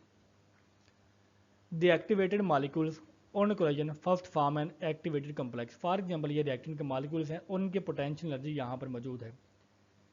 जैसे वो एक दूसरे को प्रयोग करते हैं तो उनमें कोई काइनेटिक एनर्जी मौजूद होती है, तो उनकी काइनेटिक एनर्जी डिक्रीज होना शुरू होती है।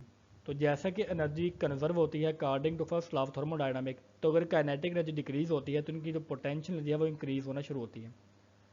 तो इंक्रीज होने के बाद वो एक जो हाईएस्ट एनर्जी स्टेट को प्रोड्यूस करेंगे, और हम इसको नाम देंगे एक्टिवेटेड कम्प्लेक्स का, ठीक है। As a result of breaking and forming new bond, तो यहाँ पर एक्टिविटी कम्प्लेक्स में क्या होता है कि जो पुराने बॉन्ड हैं वो टूटते हैं और नए बॉन्ड्स बनना शुरू होते हैं। The activated complex dissociate to yield product molecule. तो अगर हमारे रिएक्टेंट की एनर्जी यहाँ तक पहुँच जाए तो वो यहाँ पर जो एक्टिविटी कम्प्लेक्स है फिर वो प्रोडक्ट्स में चेंज होगा। ठीक है, तो रिएक्टेंट के लिए लाजमी है कि वो इस बैरियर को क्रॉस करें अगर तो वो चाहते हैं कि प्रोडक्ट में वो कन्वर्ट होना। तो ये बेसिकली अमाउंट ऑफ एनर्जी जो कि ये एनर्जी है ये एक्टिवेशन एनर्जी है जिसको हमने ई ए से शो किया हुआ है। A catalyst basically lowers the activation energy of the reaction by providing a new pathway or mechanism। तो कैटलिस्ट करता क्या है कि जो हमारे पास ओरिजिनल एनर्जी का बैरियर ये वाला था, कैटलिस्ट ने उस एनर्जी के बैरियर को ही लो कर दिया। एनर्जी का बैरियर कैसे लो किया कि उसने एक नया पाथवे या मैकेनिज्म प्रोवाइड किया रिएक्शन को प्रोसीड होने के लिए। तो जब हमारे पास एनर्जी का बैरियर ही कम हो चुका है तो इट मीन्स कि जो ज़्यादा नंबर ऑफ मालिक्यूल अब वो प्रोडक्ट में कन्वर्ट हो सकते हैं। क्या किसी मालिक्यूल की एनर्जी अगर यहाँ तक है तो वो विदाउट कैटलिस्ट को क्रॉस नहीं कर सकता, बल्कि लेकिन कैटलिस्ट में उसकी एनर्जी ज़्यादा होती है तो वो प्रोडक्ट में कन्वर्ट हो सकता है। तो सिंपल कैटलिस्ट एक नया पाथवे प्रोवाइड करता है जिसकी एक्टिवेशन एनर्जी कम होती है।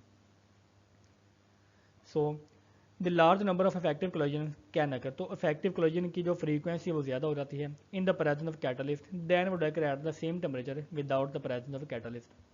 ठीक है, तो अब हम टेम्परेचर को चाहे ज़्यादा इंक्रीज ना भी करें हमारी इफेक्टिव कोलिजन ज़्यादा होगी। In this way the presence of the catalyst makes the reaction go faster. Other condition remaining the same. तो अगर हमारे पास प्रेशर टेम्परेचर कंसनट्रेशन वगैरह सेम भी रहें तो कैटलिस्ट एक्टिवेशन एनर्जी को लो करके हमारे रिएक्शन को फास्टली आकर करवा सकता है। Acid base catalysis. A number of homogeneous catalytic reactions are known which are catalysed by acids और बेसिस और बोथ एसिड एंड बेस। तो बहुत सारे ऐसे होमोजेनियस कैटालिटिक रिएक्शंस मौजूद होते हैं जो कि एसिड या बेस की वजह से कैटालाइज होते हैं। इट मीन्स कि अगर हम उसमें एसिड या बेस को ऐड करेंगे तो उनकी जो रिएक्टिविटी है या जो उनका रेट ऑफ रिएक्शन है वो इंक्रीज़ हो जाएगा। हम ऐसे रिएक्शंस को नाम देते हैं एसिड बेस कैटालिस्ट का। ठीक है, और ये मोस्टली होमोजेनियस होते हैं। इट मीन्स के हमारे कैटालिस्ट और जो हमारा रिएक्टेंट है उन दोनों का फेज एक होता है। Arrhenius pointed out that acid catalysis was in fact brought about by the H+ ion। तो Arrhenius ने कहा कि जो एसिड कैटालिसिस है वो H+ साइन की वजह से होता है supplied by the strong acid. और जो स्ट्रॉन्ग एसिड है जैसा कि हम जानते हैं कि वो H+ आयन को प्रोवाइड करता है जैसे कि H2SO4 या हाइड्रोक्लोरिक एसिड। और जो बेस कैटालाइज रिएक्शन है वो OH- की वजह से कैटालाइज होते हैं और OH- स्ट्रॉन्ग बेस की वजह से प्रोड्यूस होती है। Examples of acid base catalysis. तो हम यहाँ पर फर्स्ट ऑफ ऑल देखते हैं कि inversion of the cane sugar. Cane sugar में जब हम हाइड्रोजन को ऐड करते हैं तो वो कैटालाइज होता है एसिड की वजह से H+ आयन की वजह से। तो जैसे ही हम H+ आयन को इसमें ऐड करेंगे या किसी एसिड को ऐड करेंगे तो वो ग्लूकोज और फ्रक्टोज में कन्वर्ट हो जाएगा। इसके अलावा keto enol tautomerism of the acetone is catalyse by the H+ ion. हमारे पास एक केटोन है जिसमें कार्बन का ऑक्सीजन के साथ डबल बॉन्ड है और इसके दोनों साइडों पर कार्बन मौजूद है। तो एक केटोन का ग्रुप है। अगर हम केटोन में कोई एसिड को ऐड करेंगे तो वो कन्वर्ट हो जाएगा एनोल फॉर्म में। एनोल मतलब वो अनसैचुरेटेड अल्कोहल हमारे पास मौजूद होता है। तो केटोन एनोल में कन्वर्ट हो जाएगा in the presence of the H+ ion. Again the decomposition of the nitramide NH4 N2 इसकी डीकम्पोजिशन होगी in the presence of an acid. ठीक है, तो N2O और H2O में वो कन्वर्ट हो जाएगा। इसके अलावा जो हाइड्रोलिसिस ऑफ ईस्टर है वो एसिड या बेस दोनों की मौजूदगी में वो कैटालाइज हो सकता है। कैटालाइज होने के बाद वो एक एसिटिक एसिड और एथेनॉल में कन्वर्ट हो जाएगा। यहाँ पर जो एसिटिक एसिड प्रोड्यूस होगा वो दोबारा से कैटालिस्ट के तौर पर काम करता है और हम इसको ऑटो कैटालिस्ट की कैटेगरी में भी शामिल करते हैं क्योंकि हमारी प्रोडक्ट जो है वो एज ए कैटालिस्ट बिहेव करना शुरू करती है। General acid base catalysis. More recently, it has been found that not only H+ ion but all Bronsted bases which are the proton donor cause acid catalysis। तो अर्हेनिस के नज़रिए के मुताबिक जो सिर्फ H+ आयन्स हैं जो है वो आपके एसिड कैटालिसिस में शामिल होती थी। लेकिन अभी हमें पता लगा कि जितनी भी आपके ब्रोंस्टेड बेसिस हैं जो कि प्रोटॉन्स को डोनेट कर सकती हैं, ठीक है, वो भी एसिड कैटालिसिस को प्रोड्यूस करवा सकती हैं। Thus the general acid catalyst for H plus आइन, undissociated acid, cations of the weak base और वाटर, ठीक है। तो ये तमाम के तमाम एसिड कैटालिस्ट होते हैं। और उसके बाद not only OH minus ion but all the Bronsted bases which are the proton acceptors act as a base catalyst. तो यहाँ पर आपकी ब्रोंस्टेड एसिड्स हैं, ठीक है। तो जितनी भी आपके ब्रोंस्टेड बेसिस हैं वो आपके OH माइनस आइन को प्रोवाइड चाहे ना भी करें, अगर वो प्रोटॉन को एक्सेप्ट कर सकती हैं तो वो बेस कैटालिस्ट के तौर पर यूज़ होती हैं। तो आमतौर पर जो बेस कैटालिस्ट हैं वो आपके OH माइनस आइन हैं। जितनी भी अनडिसोसिएटेड बेसिस हैं, एनाइंस और वीक बेस, ठीक है, फॉर एग्जांपल CH3COO माइनस, और वाटर जो है, क्योंकि वाटर हमारा एम्फोटेरिक होता है तो वो एसिड और बेस दोनों को कैटालाइज करवा सकता है। तो ये तो हमारी जो है वो बेस कैटालिस्ट होते हैं। The catalysis brought about by the general acid and base is termed general acid base catalysis. तो अगर हम कोई जनरल एसिड या कोई जनरल बेस यूज़ करें तो वो कैटालिसिस जनरल एसिड और बेस यूज़ होगा के तौर पर जाना जाएगा। For example decomposition of the nitramide is also catalyzed by acetyldehydines। तो हमारे जो ये जो रिएक्शंस हैं वो H प्लस आयन के बजाय इस आयन की वजह से भी कैटालाइज हो सकता है। Mechanism of acid base catalysis. तो फर्स्ट ऑफ ऑल हम एसिड कैटालिसिस को स्टडी करेंगे। The H plus are the proton donated by the Bronsted acid forms an इमीडिएट कम्प्लेक्स विद द रिएक्टेंट। तो इसके मैकेनिज्म में पहले स्टेप में होता क्या है कि जो H प्लस आइन जो कि किसी एसिड को से हासिल होगा वो रिएक्टेंट के साथ रिएक्शन करके एक इंटरमीडिएट कम्प्लेक्स को प्रोड्यूस करेगा, which then react to give back the proton, ठीक है। फिर वो रिएक्ट करके प्रोटॉन्स को डोनेट करेगा या इसको रिलीज करेगा। For example the mechanism of the keto enol tautomerism of the acetone is that acetone के साथ पहले H प्लस का आयन अटैच होगा, तो यहाँ पर एक OH माइनस OH प्लस का आयन जो चार्ज है वो प्रोड्यूस होगा। तो ये हमारे पास इंटरमीडिएट कम्प्लेक्स है। कम्प्लेक्स के बाद हमारे जो यहाँ पर जो बॉन्ड्स हैं वो रीअरेंज होंगे, ये डबल बॉन्ड कन्वर्ट होगा यहाँ पर और H प्लस साइन दोबारा से यहाँ पर रिलीज हो जाएगा, ठीक है। तो हमारा जो एसीटोन है वो एनोल में कन्वर्ट हुआ with the help of the acid, ठीक है। तो बेसिक जो एसिड कैटालिस्ट का मैकेनिज्म ये वाला होता है कि पहले एसिड रिएक्ट करता है किसी एक रिएक्टेंट के साथ और एक्टिवेटेड कम्प्लेक्स बाद में किसी दूसरे प्रोडक्ट में कन्वर्ट होगा। बेस कैटालिसिस में द OH माइनस आयन और any Bronsted base accept a proton from the reactant. तो पहले स्टेप में वो किसी रिएक्टेंट से प्रोटॉन को एक्सेप्ट करके एक एक्टिवेटेड कम्प्लेक्स को प्रोड्यूस करवाएगा, which then react or decompose to regenerate the OH minus ion. तो जो हमारा कैटालिस्ट है OH माइनस वो एट द एंड दोबारा से रीजनरेट हो जाएगा। For example the decomposition of the nitramide by the OH minus ion and the CH3COO minus ions may be explained as the follows। तो OH माइनस आयन के बाद की वजह से NH2NO2 ये पहले रिएक्शन करेगा OH माइनस के साथ और प्रोड्यूस करेगा H2O और एक इंटरमीडिएट कम्प्लेक्स को। ये इंटरमीडिएट कम्प्लेक्स दोबारा से डीकम्पोज होकर OH माइनस आयन को प्रोड्यूस करवाएगा। तो बेसिकली चाहे वो एसिड कैटालाइज हो या वो बेस कैटालाइज हो, हमारा एसिड का कंपोनेंट H प्लस और बेस का कंपोनेंट OH माइनस वो पहले रिएक्टेंट के साथ रिएक्ट करेंगे, एक्टिव इंटरमीडिएट कम्प्लेक्स बनेगा और वो इंटरमीडिएट कम्प्लेक्स बाद में कन्वर्ट होगा प्रोडक्ट में। हम देखते हैं कि अगर हम CH3COO माइनस का जो बेस है वो यूज़ करें तो उसमें ये जो बेस है वो भी बिल्कुल इसी तरह से रिएक्शन के साथ NH4 N2 के साथ रिएक्शन करेगी, ठीक है, और प्रोड्यूस करेगी एक हमारे पास एसिटिक एसिड और NH4 NHNO2। और जो हमारे पास इंटरमीडिएट है NHNO2 का वो डीकम्पोज होकर, ठीक है, ये इसके ऊपर माइनस साइन होगा। तो ये जो माइनस साइन है NH NO2 माइनस ये डीकम्पोज होकर OH माइनस साइन को प्रोड्यूस करेगा और एक N2O के मालिक्यूल को प्रोड्यूस करेगा जैसे ये वाला हुआ। तो दोनों में हमारा जो मैकेनिज्म है वो सेम होता है। अब यहाँ पर जो OH माइनस आइन है वो रिएक्शन करेगा इस एसिटिक एसिड के साथ, और वो दोबारा से जो हमारा ओरिजिनल कैटालिस्ट था जो कि हमने यहाँ पर यूज़ किया हुआ था वो दोबारा से प्रोड्यूस होता है। Enzyme catalysis. Numerous organic reactions are taking place in the body of the animals and plant to maintain the life process। जितनी भी जिंदा चीज़ें हैं और जानदार चीज़ें हैं उनमें जितने भी ऑर्गेनिक रिएक्शंस होते हैं, और फॉर एग्जांपल हमारा मेटाबॉलिक प्रोसेस वगैरह, वो जो है वो किसी कैटलिस्ट की मौजूदगी में कैरी आउट होते हैं। These reactions being slow remarkably catalyzed by the organic compound known as the enzyme। तो अगर तो वहाँ पर कैटालिस्ट यूज़ ना हो तो क्योंकि वो रिएक्शन काफ़ी कम्प्लेक्स होते हैं, तो कम्प्लेक्स होने की वजह से बहुत ही स्लो रिएक्शंस होते हैं।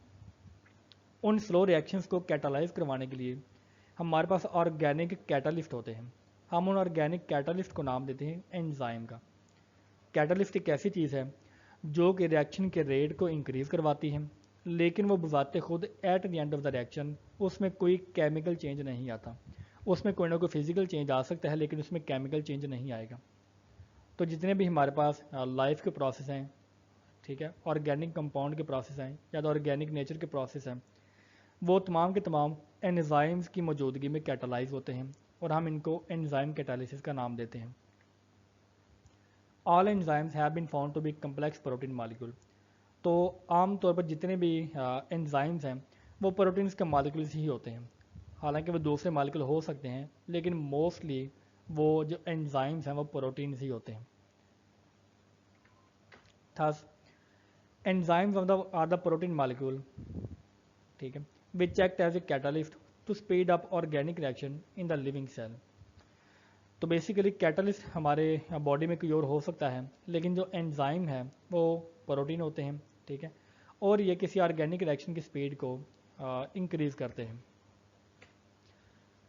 The catalysis brought about by the enzyme is known as the enzyme catalysis.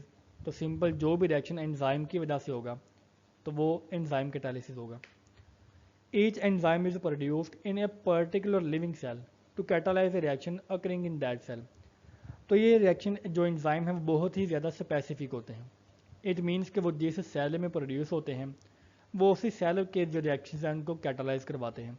अगर हम उनको किसी दूसरे रिएक्शन में यूज़ करना चाहें तो वो उसको कैटालाइज नहीं करवा सकते। Many enzymes have been identified and obtained in the pure crystalline form from the cells to which they belong. तो हमने डिफरेंट रिसर्चेस के जरिए ऐसा भी किया है कि हमने उस सेल में से एंजाइम को आइडेंटिफाई करके हमने उसको सेपरेट भी कर चुके हैं।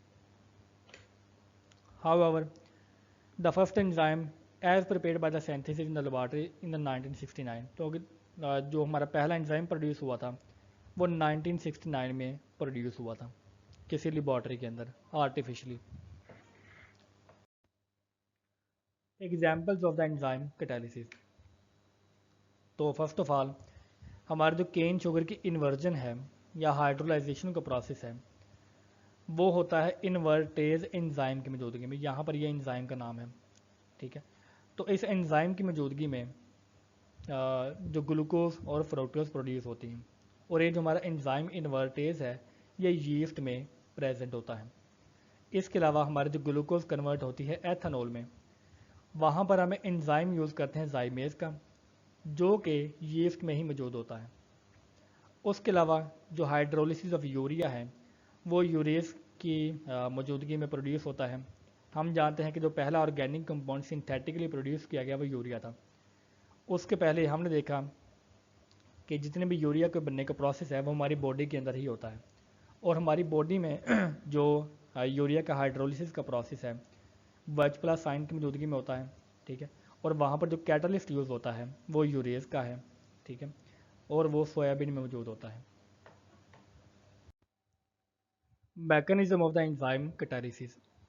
हम एंजाइम कैटालिसिस के मैकेनिज्म में स्पेसिफिकली यहाँ पर लॉक एंड की मॉडल को स्टडी करेंगे। हम जानते हैं कि the long chains of the enzyme which are basically chemically protein molecules are coiled on each other to make a rigid colloidal particle with the cavities on the surface। तो enzyme की surface ऐसी होती है कि वो एक बहुत बड़ा मॉलिक्यूल होता है, वो लॉन्ग चेन ऑफ मॉलिक्यूल होता है। वो लॉन्ग चेन ऑफ मॉलिक्यूल आपस में कोलाइड होते हैं, और कोलाइड होने के बाद वो इस तरह की रिजिड कोलाइडल पार्टिकल की शेप को प्रोड्यूस करते हैं कि जिसमें उसकी सरफेस में थोड़ी सी कैविटीज़ मौजूद होती हैं। These cavities, which are of the characteristic shape and abound in the active group, are termed as the active center. तो इन कैविटीज़ की खासियत ये है कि यहाँ पर इनकी कोई ख़ास शेप होगी, पहले इसकी करेक्टरिस्टिक ये है। दूसरा ये कि इसके ऊपर कोई एक्टिव ग्रुप भी अटैच होते हैं। फॉर एग्जांपल अमाइन का ग्रुप, COOH एसिड का ग्रुप, SH का ग्रुप या OH माइनस का ग्रुप, तो ये वाले ग्रुप वहाँ पर मौजूद होते हैं। तो करेक्टरिस्टिक शेप और इसकी ख़ास ग्रुप होने की वजह से वो रिएक्शंस को करवा सकती हैं। और ये जो साइड्स हैं हम इनको नाम देते हैं एक्टिव सेंटर का या एक्टिव साइड का। The molecules of the substrate which have complementary shape, ठीक है, fit into this cavities just as key fit into the lock. तो फॉर एग्जांपल हमारे पास एक एंजाइम की शेप ये वाली है, आप इसके इनर साइड पर देख सकते हैं कि यहाँ पर एक ख़ास शेप इसकी मौजूद है। उस ख़ास शेप की कंप्लीमेंट्री मतलब उसी के मुताबिक अगर हमारे पास कोई सबस्ट्रेट की शेप हो तो वो इस कैविटी के अंदर फिट आ जाएगा, ठीक है। तो वो यहाँ पर बिल्कुल फिट होगा, बिल्कुल ऐसे जैसे कि एक चाबी हमारे लॉक के अंदर फिट आती है। हमने इसको ईजिली डिपिक्ट किया कि हमारे की शेप बिल्कुल सेम होती है हमारे लॉक की शेप के साथ, ठीक है। वो दोनों एक दूसरे के साथ कंप्लीमेंट्री होती हैं। इसी तरह हमारे एंजाइम की शेप या एंजाइम के ऊपर मौजूद एक्टिव साइड की शेप या हमारे सबस्ट्रेट की शेप भी कॉम्प्लीमेंट्री होती है। By virtue of the presence of the active group, तो एक तो हमारे पास शेप होती है, दूसरा वहाँ पर एक्टिव ग्रुप भी मौजूद होते हैं। The enzymes form an activated complex, तो एक इंटरमीडिएट स्टेट प्रोड्यूस होगी जिसको हम एक्टिवेटेड कम्प्लेक्स का नाम देते हैं with the substrate which at once decompose to yield the product. तो जो सबस्टेट है, जो एक्टिवेटेड कम्प्लेक्स है, वो उसी वक्त प्रोडक्ट में चेंज हो जाता है। Thus the substrate molecule enters the cavity, ठीक है। हमारे पास फॉर एग्जांपल ये सबस्टेट का मॉलिक्यूल है और ये हमारे पास एंजाइम है। सबस्टेट का मॉलिक्यूल कैविटी के अंदर इन होगा, एक एक्टिवेटेड कॉम्प्लेक्स को प्रोड्यूस करेगा, ये वाला एक्टिवेटेड कॉम्प्लेक्स है, एंड रिएक्ट, और वो रिएक्शन भी करेगा, and at once products get out of the cavity. तो जो भी प्रोडक्ट बनेगी वो उसी वक्त कैविटी से रिलीज हो जाएंगी। तो 3 स्टेप में प्रोसेस होता है। पहले हमारे पास जो सबस्ट्रेट है वो एंजाइम के करीब आएगा, फिर वो एक्टिवेटेड कॉम्प्लेक्स को बनाएगा और प्रोडक्ट यहाँ से रिलीज होंगे। स्पेसिफिकली ये वाला जो मॉडल है, it was propose by the Michaelis and maintain in the 1913, ठीक है।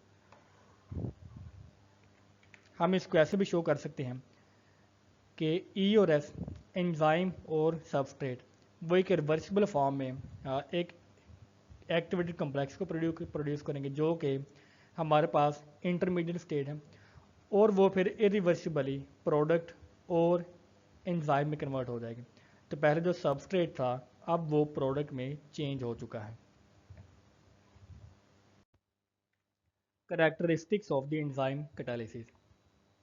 In general, enzyme behave like inorganic heterogeneous catalysis. तो जिस तरह से आम तौर पर जो हेट्रोजीनियस कैटालिसिस है या कैटालिस्ट है जो कि सॉलिड फॉर्म में मौजूद होता है मोस्टली, वो बिहेव करता है, एंजाइम भी उसी तरह से बिहेव करेगा। However they are unique in their efficiency and high degree of specificity. तो जो करेक्टरिस्टिक्स हमारे आम दूसरे हेट्रोजीनियस कैटालिस्ट की होती हैं वही करेक्टरिस्टिक्स हमारे एंजाइम की ही होती हैं, लेकिन यहाँ पर इसकी 2 एडिशनल करेक्टरिस्टिक्स होती हैं। फर्स्ट कि वो उनकी एफिशिएंसी ज़्यादा होती है, और सेकंड ये कि वो हाईली स्पेसिफिक होते हैं। अगर आप हेट्रोजीनियस कैटालिस्ट की प्रॉपर्टीज़ को मज़ीद स्टडी करना चाहते हैं तो उसके लिए सेपरेट लेक्चर वहाँ पर मौजूद है, आप उसको जाकर स्टडी भी कर सकते हैं। तो first of all enzymes are the most efficient catalyst known. तो जितने भी कैटालिस्ट हमारे सामने मौजूद हैं उनमें से जो सबसे ज़्यादा एफिशिएंसी है वो कैटालिस्ट जो एंजाइम की है वो होती है।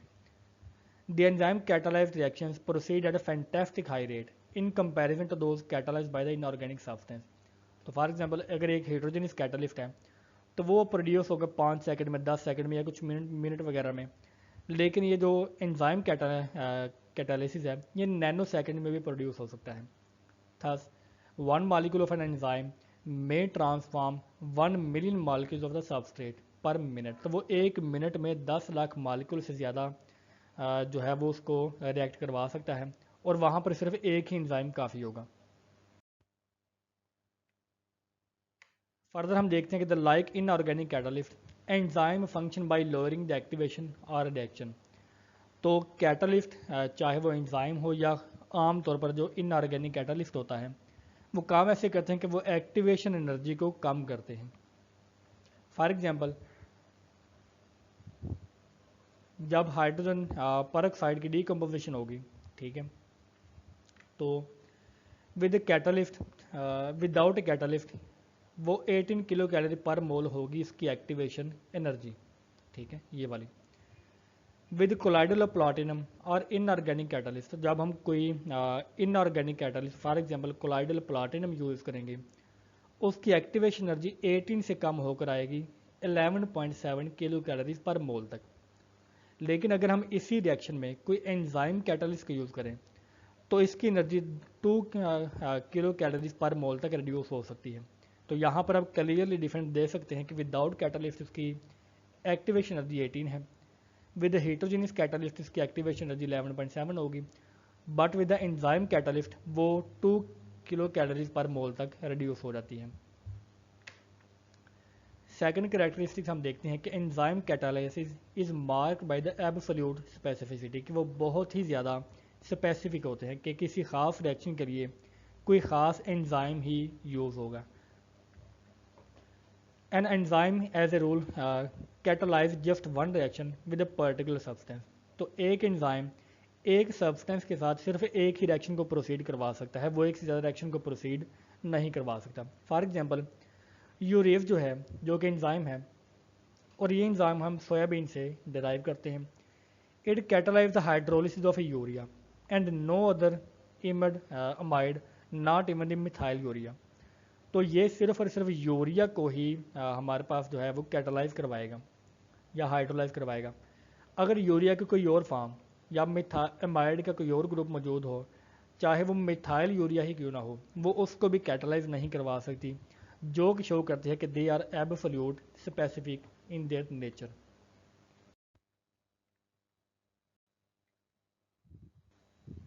तो अगर हम इस रिएक्शन को देखें कि यूरिया को जब हम वाटर के साथ डिज़ोल्व करते हैं तो यूरेज की मौजूदगी में वो रिएक्शन प्रोसीड होगा कि वो अमोनिया में और वाटर में कन्वर्ट होगा।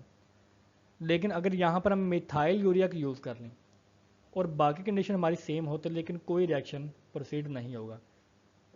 इट मीन्स कि urease is highly specific to this compound only.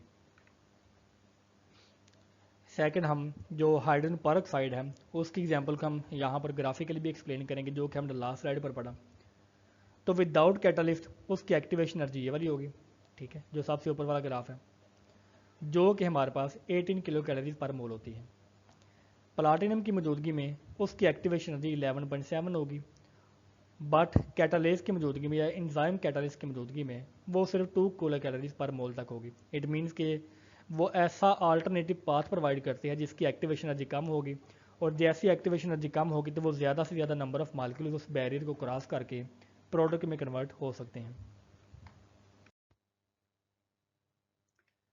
Enzyme की करेक्टरिस्टिक जो एब्सोल्यूट स्पेसिफिसिटी है, हम उसमें मज़ीद देखते हैं कि very compound can exist in optically active isomers which are identical in every respect इससे except the space arrangement of the group. कि हमारे पास अगर कोई आइसोमर्स हों जिनकी 3 डायमेंशन में स्पेस में जो अरेंजमेंट है वो डिफरेंट हो, वरना बाकी उनमें जो एलिमेंट की तादाद है या आइटम्स की तादाद है वो बिल्कुल सेम हो, ठीक है, तो ऐसे एलिमेंट में भी जो एंजाइम है वो हाईली स्पेसिफिक ही होता है।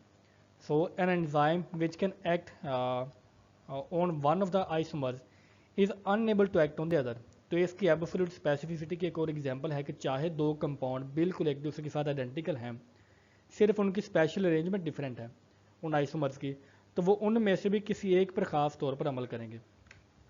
For example, enzyme present in the ordinary mould which is the penicillium glaucum when added to a positive negative यहाँ पर जो उनकी 3 डायमेंशनल रोटेशन को शो करता है, ठीक है, हम इसको आइसोमेर में भी स्टडी करते हैं।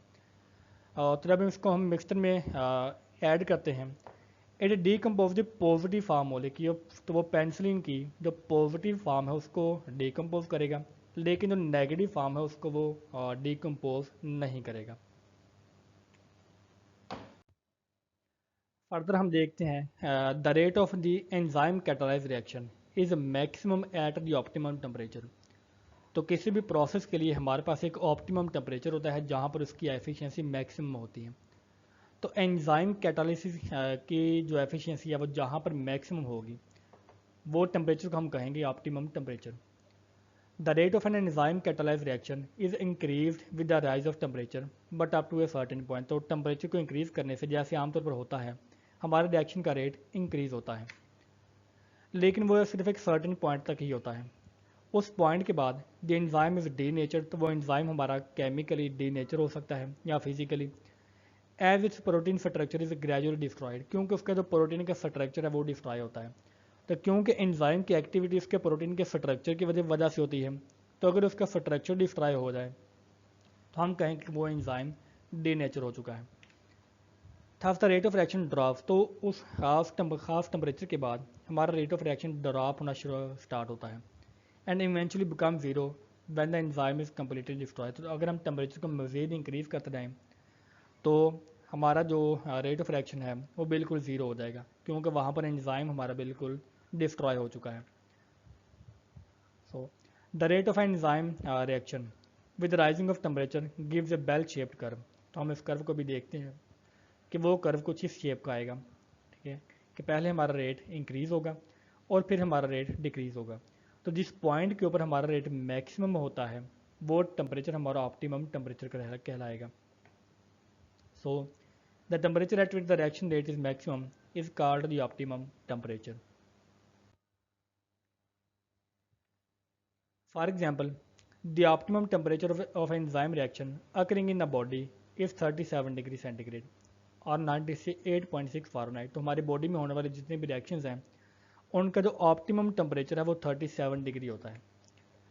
At much higher temperature, all physiological reaction will cease due to loss of enzymatic activity। तो हम देखते हैं कि जैसे हमारी बॉडी का टेम्परेचर इंक्रीज या डिक्रीज होता है तो वहाँ पर एंजाइम इम्पैक्ट होंगे और हमारी बॉडी का फंक्शन जो है वो ख़राब होना शुरू होता है।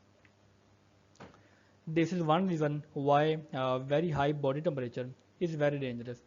तो क्योंकि हमने देखा कि वो बाज़ होगा तो फैटल भी हो सकता है, कि वो जानलेवा भी हो सकता है, कि अगर हमें टेम्परेचर बहुत ज़्यादा हो तो वो अगर हमारा एंजाइम डिस्ट्रॉय हो गया तो हमारी बॉडी जो है वो डेड हो सकती है।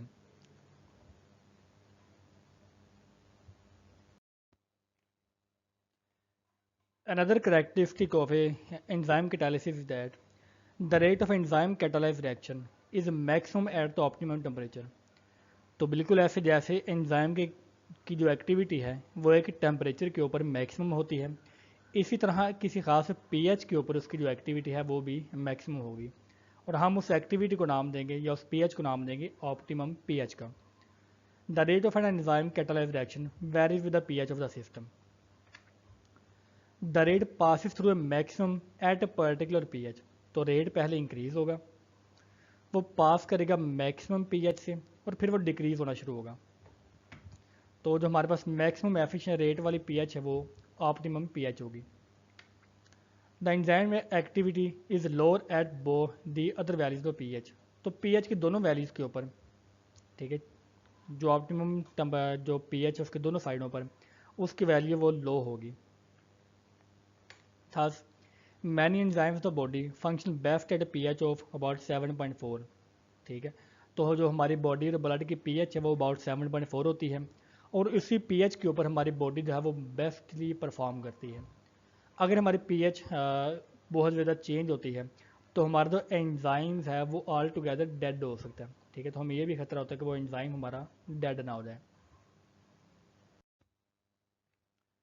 Eight number 5 we have that enzymes are markedly inhibited और poised.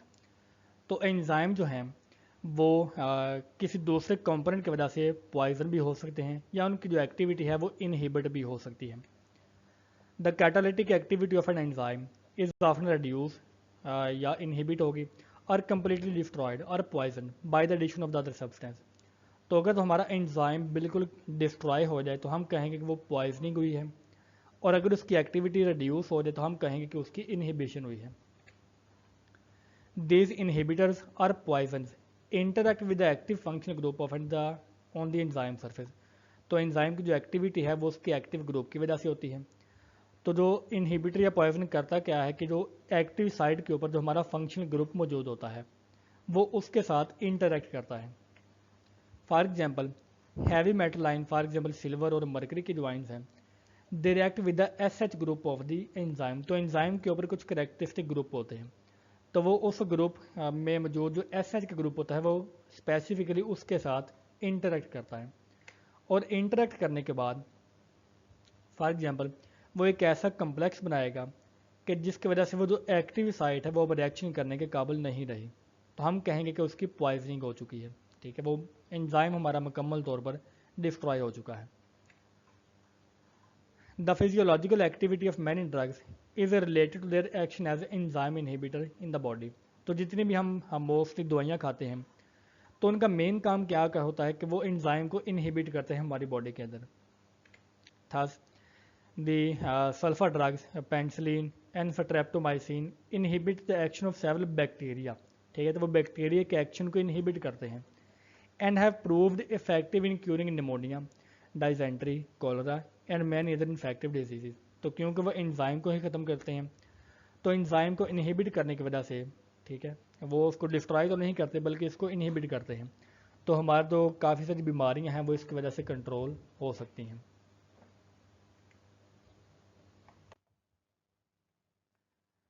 Next we have catalytic activity of enzyme is greatly enhanced by the presence of activator और the coenzyme.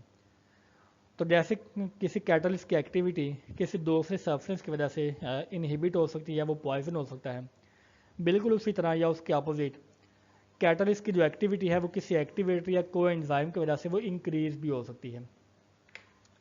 Activators are the metal ions, they can be sodium ion, manganese ion, CO2 plus ion or copper ion, which get weakly bonded to enzyme molecule and promote their catalytic activity। तो activator बजाते खुद एक catalyst नहीं होता बल्कि वो enzyme के साथ वीकली बॉन्ड करके अटैच होता है, और अटैच होने की वजह से वो कैटलिस्ट की एक्टिविटी को काफ़ी ज़्यादा इंक्रीज करता है। Thus, it has been found that the addition of the sodium chloride make amylase catalytic very active। तो amylase का जो कैटलिस्ट है या जो एंजाइम है वो सोडियम क्लोराइड की वजह से बहुत ज़्यादा एफिशिएंट बन जाता है। Often small non-protein vitamin termed as a coenzyme when present alongside an enzyme promote the catalytic activity of the latter। तो चूँकि एंजाइम हमारा जो कैटलिस्ट है वो हमारा एंजाइम होता है, ठीक है, तो अगर हमारे पास कोई नॉन प्रोटीन हो जैसे कि वाइटामिन हो तो वो भी कैटलिस्ट के तौर पर काम कर सकता है।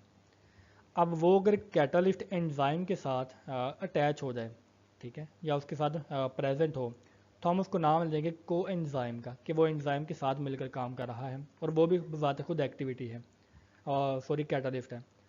तो इसकी वजह से जो हमारा एंजाइम है उसकी जो एक्टिविटी है वो फर्दर इंक्रीज हो जाती है।